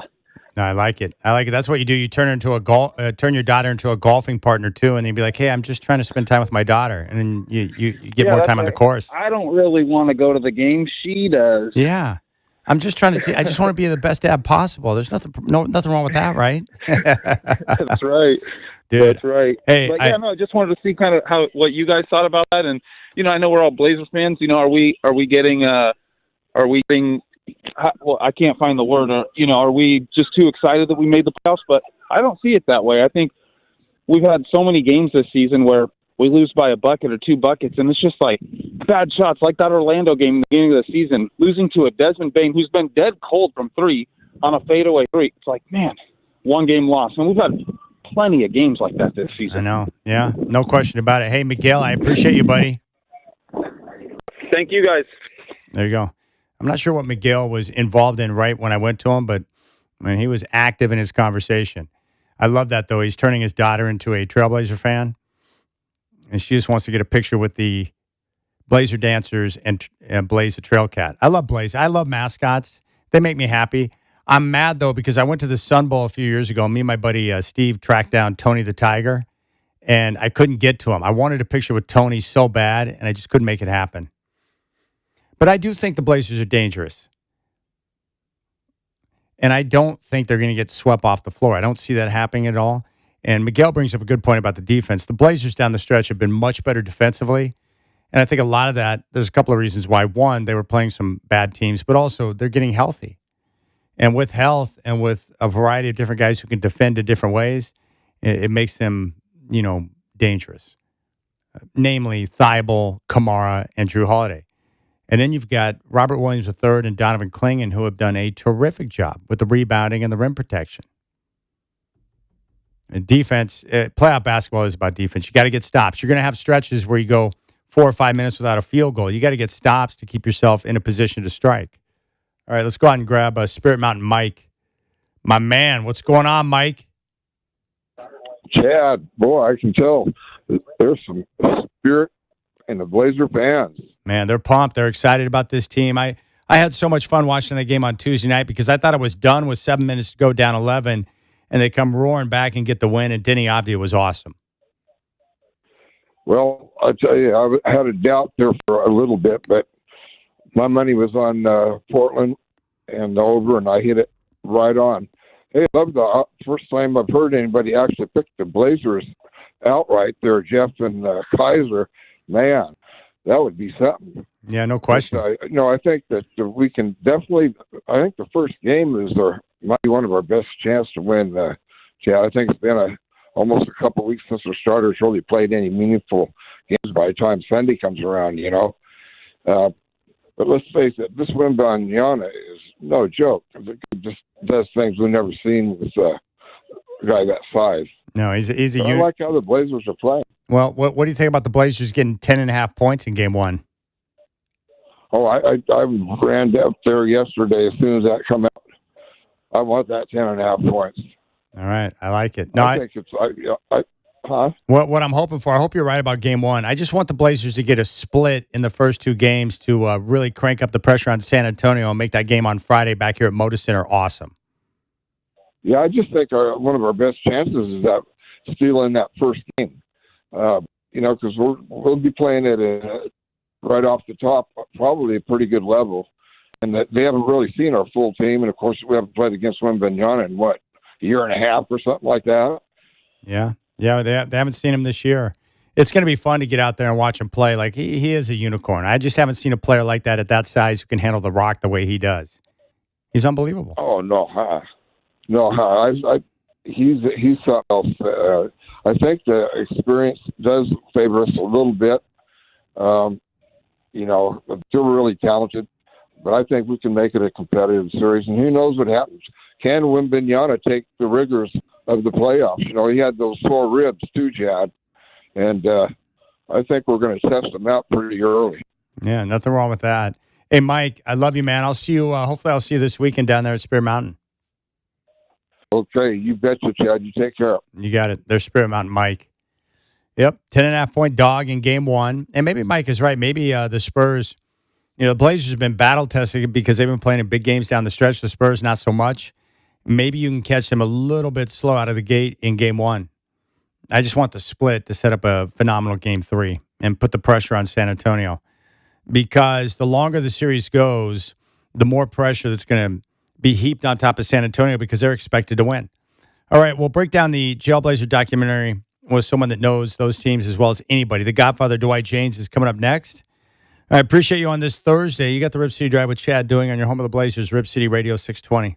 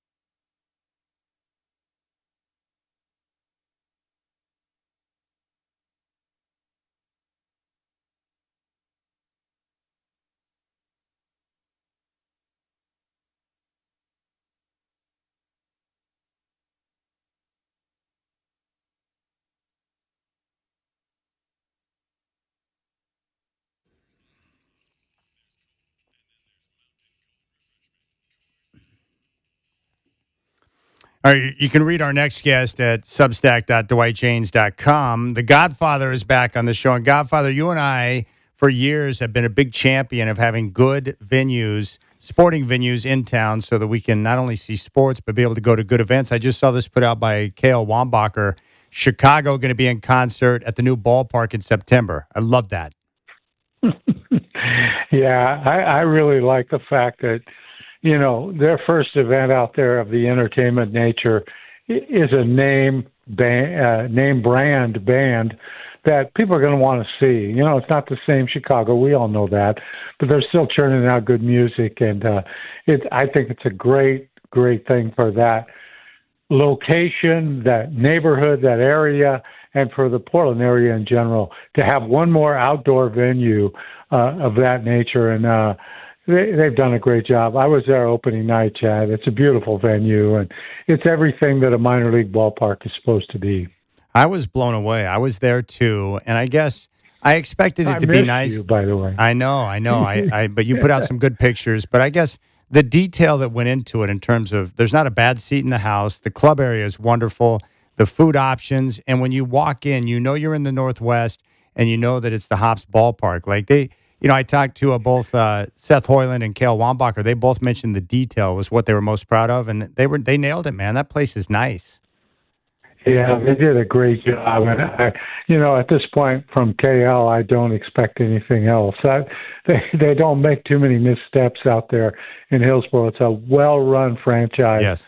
They've done a great job with it. And it's certainly a franchise that not only Hillsborough, but the entire area should be proud of. And certainly, this area's never had a ballpark like that. We've never built a ballpark like that, ever. And it's really nice to have one. You know what's cool? You're as familiar with minor league baseball as anybody. Yeah, you were with the Beavers for years and years. Can you imagine being a young prospect, getting sent to Hillsborough to rehab in a place like that? Yeah, you got a clubhouse down there that's major league quality. You got the batting cages downstairs. You got the weight room. You have everything you need. And the other thing, I'm sure, I am pretty sure that the clubhouse attendants and everybody there takes very, very good of those young ball players. We're talking to the Godfather, Dwight Jaynes. All right, let's talk about this Jailblazer documentary. Now, before we get into the actual show itself, this is something that took place quite a while ago, and you and I couldn't talk about it on air because you were sworn to secrecy, but they talked to you and interviewed you. How long did you spend answering questions in preparation for the documentary? Well, Chad, they came out with a crew of about 5 or 6 people. They brought breakfast, and then they catered lunch. And I spent probably 5 hours with them, with 3 or 4, maybe, I think 4 cameras probably, and a good crew. They did a nice job. They asked all the right questions, and you know where the story goes from there, right? Yes, I do. So they went through all the detail, and they asked all the questions. 5 hours you spent. And, of course, at the time with the Jailblazers, you and Kerry Eggers you covered the team during that entire run. So you knew it from the beginning all the way up until the end. So you had great insight on that, as did Kerry, who wrote the book on the Jailblazers. Well, here's the story.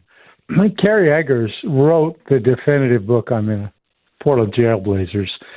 He used several of my columns. I was a columnist, partly at the Oregonian, partly at the Portland Tribune during that time. Very familiar with all the situations. So you had Kerry and you had me. Jason Quick was the beat guy at the Oregonian, traveled home and rode. They interviewed all 3 of us for that.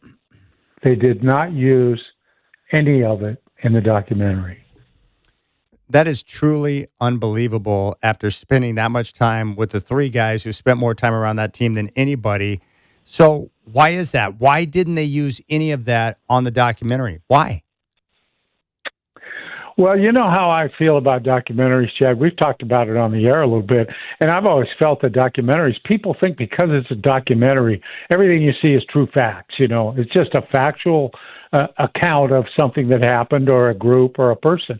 Well, really, people often go into documentaries with a point of view. They have a narrative that they want it to turn out, and the only thing I can think of is, what all three of us said, the three people most connected in the media to that group, more so than Colin Cowherd or John Canzano or anybody else, we were connected through the whole thing, all of us. I don't think it fit with the narrative they were trying to put out in that. And by the way, none of the three of us got paid anything for all the time we gave them.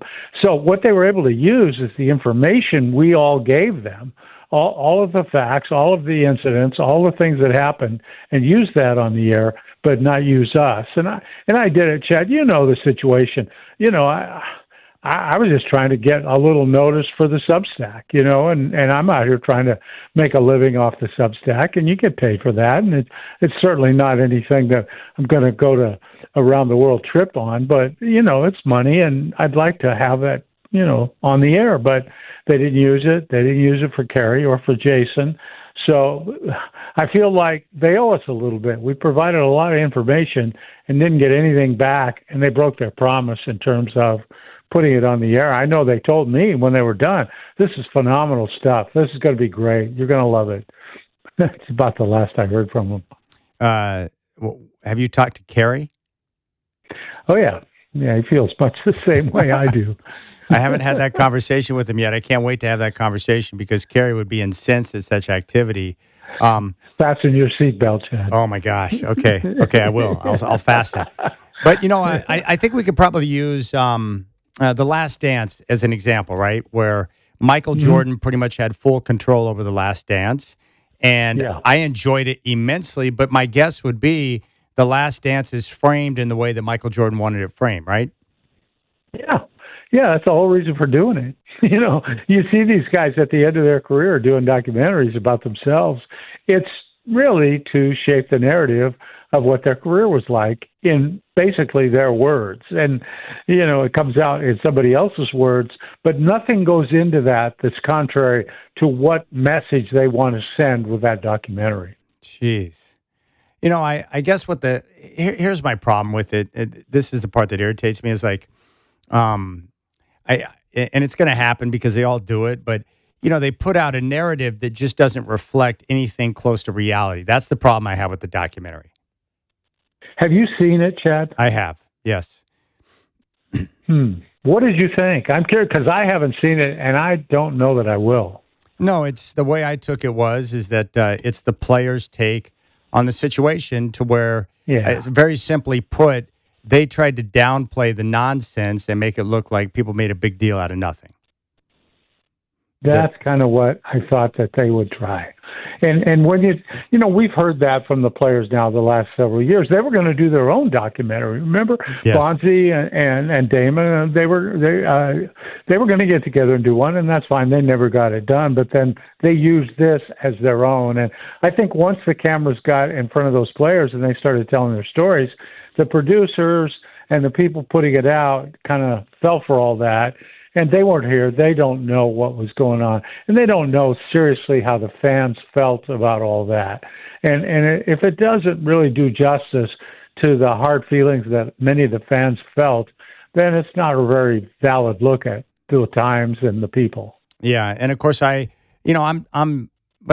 tainted too because I know you and I know Kerry really well. I've read his book and I lived through the entire situation because I was out here. So, you know, my view going into it, and I'll say this about the doc, it's very entertaining. So I would encourage all Blazer fans to watch it, but I watched it through a lens understanding that a lot of the stuff I was getting was not necessarily the truth. That's all. But it's very entertaining.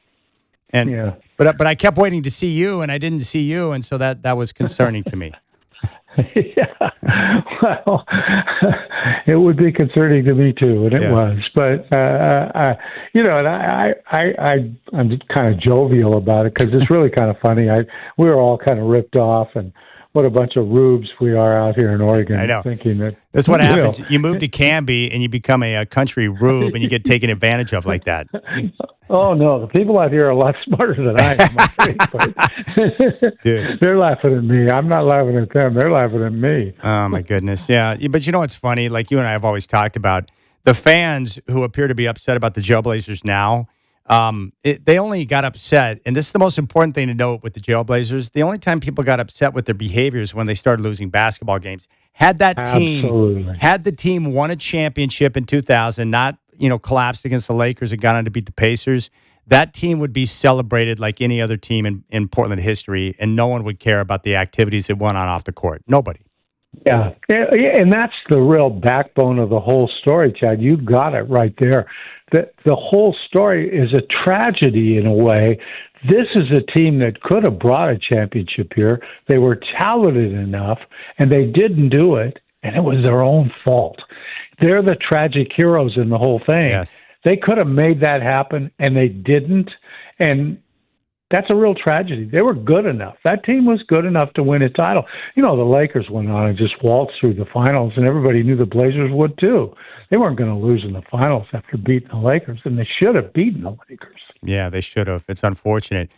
Before we get to the Spurs and Trailblazers, I've got to ask you about this story because I'm fascinated by it. Diana Rossini and Mike Vrabel, head coach of the Patriots. Rossini this week has stepped down from a role as a NFL insider and reporter for the New York Times.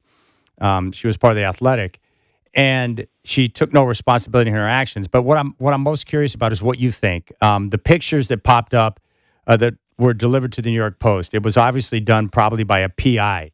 Do you think it was one of the spouses, or could it be an NFL team that got tired of the scoops and the stories that Vrabel was delivering to Rossini? That's a great question that we may not ever know the answer to. I don't know, Chad. I would guess, though, that it might have been one of the spouses, I think. I don't know if NFL teams would dive that deep into something like that, because if it ever got known that they did, it would not look good for that franchise. I know Diana a little bit. People who watch the old Talking Ball shows on NBC Sports Northwest might remember she hosted a couple of those shows.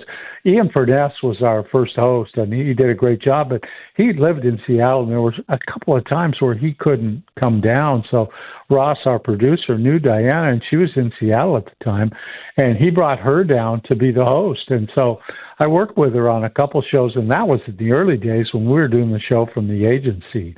And she did fine as a host and was very I don't know. She was very easy to work with, I would say, but and did her homework. But I look back all the time and think, she ran into similar situations in Washington when she was there too. So I don't have any idea what happened, but I know her conduct is not necessarily, and really not at all, what to expect from journalists these days. I have not really heard of too many situations like that. Well, very interesting. All right, the Blazers and Spurs coming up. Game 1 will be Sunday. Tip-off at 6. I want to ask you about Tiago Splitter. What's your overall take on the job he's done to be able to get the team in the position they're in, really working on the fly throughout the course of the year? I could go on forever on this, Chad, because people upset me a little bit on social media. They can pick out all these things about his lineups, who played in the fourth quarter, who didn't play enough, who played too much, why does he do this, why does he do that? You know what? They play hard for him. They respect him. They're doing what he wants them to do. That's really the most important thing for a coach at any level in any sport. You go out and you execute and you play hard. These other things are all, look, I'm sure he's got assistant coaches that say, I wish he would have played so-and-so more, or I wish we would have done this or that strategy-wise. But the most important thing is get your guys out there and have them play their ass off. And you know what else? They don't quit. We've seen them down in the fourth quarter several times. They don't give up. They keep right on playing. I respect a lot of what he's done with them and what the players have done too. I have a deep respect for this team this season because of how hard they play and the fact that they don't quit. They're relentless, and there's a lot to be said for that. There's a lot for fans to be proud of. And I think, forget the other stuff. Forget all the small stuff.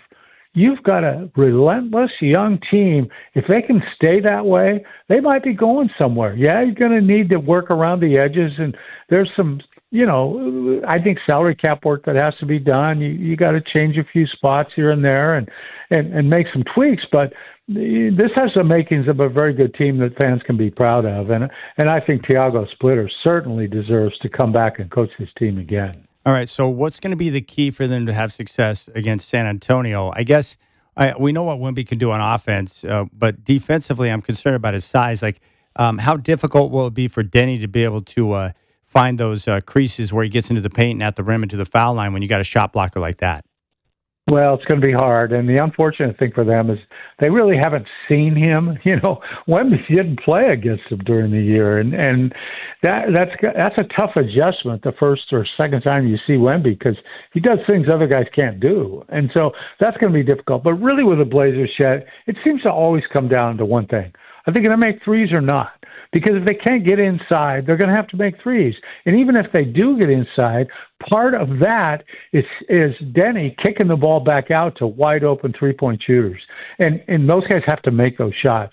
Lately, they've been making threes.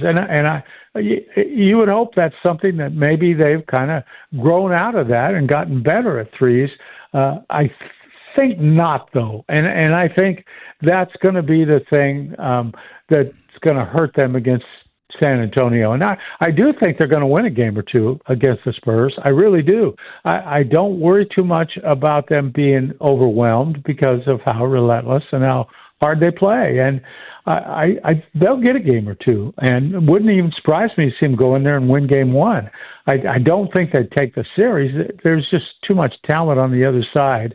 But it's nice that they're there. It's really good for a team to get this kind of experience, and they have good leadership on their team. I think Drew Holiday does a great job with that, and Denny has, I think, jumped into a leadership role, and players seem to defer to him and respect him, which is what he should be. You want your best player to be your leader, and I think he sets a good example. I'm very pleased with the way the season has gone. And honestly, I'm going to say it again. I think a lot of that credit goes to Tiago Splitter. I agree. So really it's going to come down to the same things that it has all year. 3-point percentage, you got to make threes, limiting turnovers so you don't get destroyed in that battle, and then offensive rebounding, right? They've got to be able to offensive rebound for those second chance points. If they do those three things, they'll be in a position. But Donovan Kling has been great on the offensive glass all year. I've been very impressed with him. I think he's been great all the way around, Chad. I think he's going to develop even more. We've seen so much improvement from him this season. I think by next season, you're going to see a better offensive player. He's going to get better at catching the ball, putting it back, doing all those kind of things. His three-point shooting will continue to get better. He's made a good jump this year. There's no reason to believe he won't make another little jump. He'll be up over 36% on threes, I think, in the near future. And when he can do that, that changes everything. If he can pull Wemby out away from the basket, that changes everything. Now, if he does do that, they'll probably go to a zone or something and keep Wemby inside. But, zones in the NBA aren't as effective because you still can't be 3 seconds in the key defensively. So it changes a little bit, and that will still, the whole key is making threes because that's what allows Denny to get to the basket all the time. You can't help off the 3-point shooters if they're making them. But the problem for Denny has been, guys don't make enough of them. He faces a lot of problems at the basket. Now, I'll say this too, Chad, quickly, and I know you got to get out of the segment, but if you're going to stop Denny Avdija, you got to get him at the elbow or the foul line. If you try to wait and send that extra double to him at the basket, too late. He will get the shot away or get fouled at the basket. He's shown that all year. You've got to stop him when he makes that spin dribble or he turns his back on the basket and starts backing you in. You better get him on the outside a little bit because once he gets inside, he kills you. It's amazing. I mean, he is the NBA's version of a bull in a china shop. Yes. He bullies people around down there so much. It's amazing. He's done a great job. No, it really has. I got to ask you about one more thing. I was impressed with Shaedon Sharpe. Had that horrific turnover late, but then he responded, had the great pass to Grant for the corner three. And then I thought that possession before Denny scored the go-ahead bucket where he was able to stay in front of Booker and force a tough shot that hit the front of the rim and the Blazers got the rebound. I was impressed with the defensive intensity by Sharpe in that moment. Yeah, I think we saw that. Whether he can provide that over a longer portion of the game, the real question with him always comes down to his shooting, I think, Chad. He, as a two guard, he's got to make threes, I think. And that's been the problem throughout his career. If he can make threes, he's a totally different player. Then you have to come out on him. He's going to take the ball and go right by you and slam it right in your face. And that's all he needs to do is just get better from the three-point line. His whole game opens up to him when he can do that. All right. You got to read him. Go to substack.dwightjaynes.com. The Godfather is with us. All right, Godfather, I appreciate you, my friend. We'll catch up soon. Yeah, go to that website, too. Nice interview with Chris Dudley up there right now. Okay, I'll check it out. I love it. Yeah, Chris, let me ask you a question about him. That he appears to be really energized for this second run. Would you agree with that? Oh, it's unbelievable. And he's so much better as a public speaker now, Chad. He comes across as who he is. A real genuine person who's kind and honest and decent. He's a bit of an outsider, which might be what we need right now. Has he got a chance to overcome the Multnomah County curse? The big problem for him right now is to get through the primary. You know, there's going to be some heated competition in the primary. Get him through that in May, and then it's going to be a great race. If it gets down to him versus Kotek, that's going to be a fun race to watch. All right, you got it, buddy. I appreciate it. Go check it out. Chris Dudley with The Godfather at substack.dwightjaynes.com. Thanks, Godfather. Thank you, Chad. Always a pleasure. There you go. The Godfather, Dwight Jaynes, breaking it down. I'm with him. The Spurs obviously have more talent, but the Blazers, they got the ability to make life tough in that series. Love the fact they're healthy and have versatility. All right, we'll keep things rolling. Brendan Slaughter is with me. Tip-off 6 o'clock Sunday night here on your home of the Blazers, Rip City Radio 620, as Portland will kick off the first round of the NBA playoffs.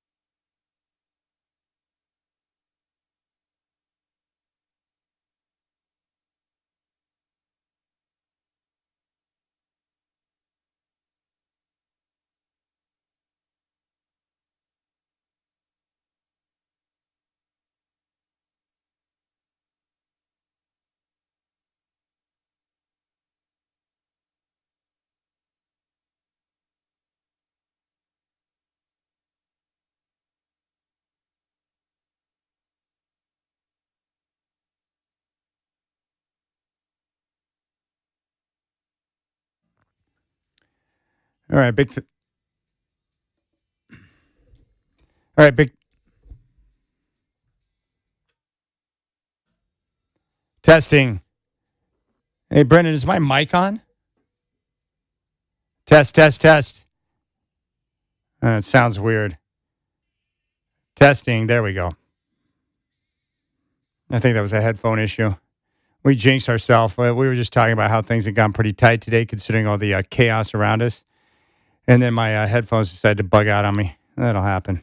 Really enjoyed the show today. Big thanks to Danielle Williams, youth coach for the Portland Trailblazers. She's awesome. I enjoyed talking ball with her. Michael Holton for coming up big and jumping in studio with me today. And then the Godfather, Dwight Jaynes. Yeah, I'm pumped. I'm glad that we have a couple of days off to recoup, though. I've been burning it, man. The adrenaline. Yeah, you only got so much adrenaline, and it just fades. It goes away. I also was on the Joe Beaver show today with Mike Parker. I'll do anything for Mike Parker anywhere, any place, anytime. Love that guy. He renamed the show Joe Blazer Show today because the Blazers are in the postseason. All right, 503-248-0620. I wish I was on the golf course. I am not. The Blazers are putting a wrench into my golfing plans, but that's okay. And really, what else could you ask for? Just get in the postseason and see if you can make life tough on the Spurs. No one thinks you're going to win. Who cares? Go out there and make life tough on them. That seems pretty simple enough, right? Go out there and kick the crap out of them. It's unfortunate there's no games tonight. We got to wait till tomorrow, and then we'll get the finale and the play-in before the Blazers kick things off on Sunday. And I was looking at some of the point spreads for the game ones. Let me give you the rundown here for what to expect in the first round of the NBA playoffs. First off, with the two games tomorrow night, both teams in each side playing for the 8th seed. So Charlotte at Orlando. Winner moves on to face the Detroit Pistons. Right now, the Hornets are a 3.5-point favorite. That game will tip off tomorrow at 4:30 in the play-in. Tomorrow night at 7, Warriors, Suns. Winner moves on to face Oklahoma City in round 1 in the West.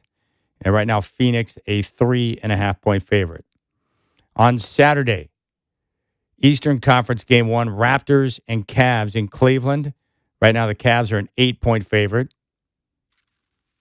12:30 on Saturday, Minnesota, Denver from the Mile High City. Right now, the Nuggets, a 6-point favorite in Game 1. Saturday afternoon, Hawks are at the Knicks. Madison Square Garden right now, New York is a 5.5-point favorite. That's a sneaky good series. Like the Hornets, the Hawks are one of those young teams in the NBA that's playing good basketball, and I like their coach, Quinn Snyder. The Houston Rockets, they're playing in L.A. Saturday night. They're a 5.5-point favorite over the Lakers, who are banged up with injury. Sunday at 10 a.m., the Sixers are in Boston to meet the Celtics. Celtics are one of the title favorites. Boston favored by 12.5.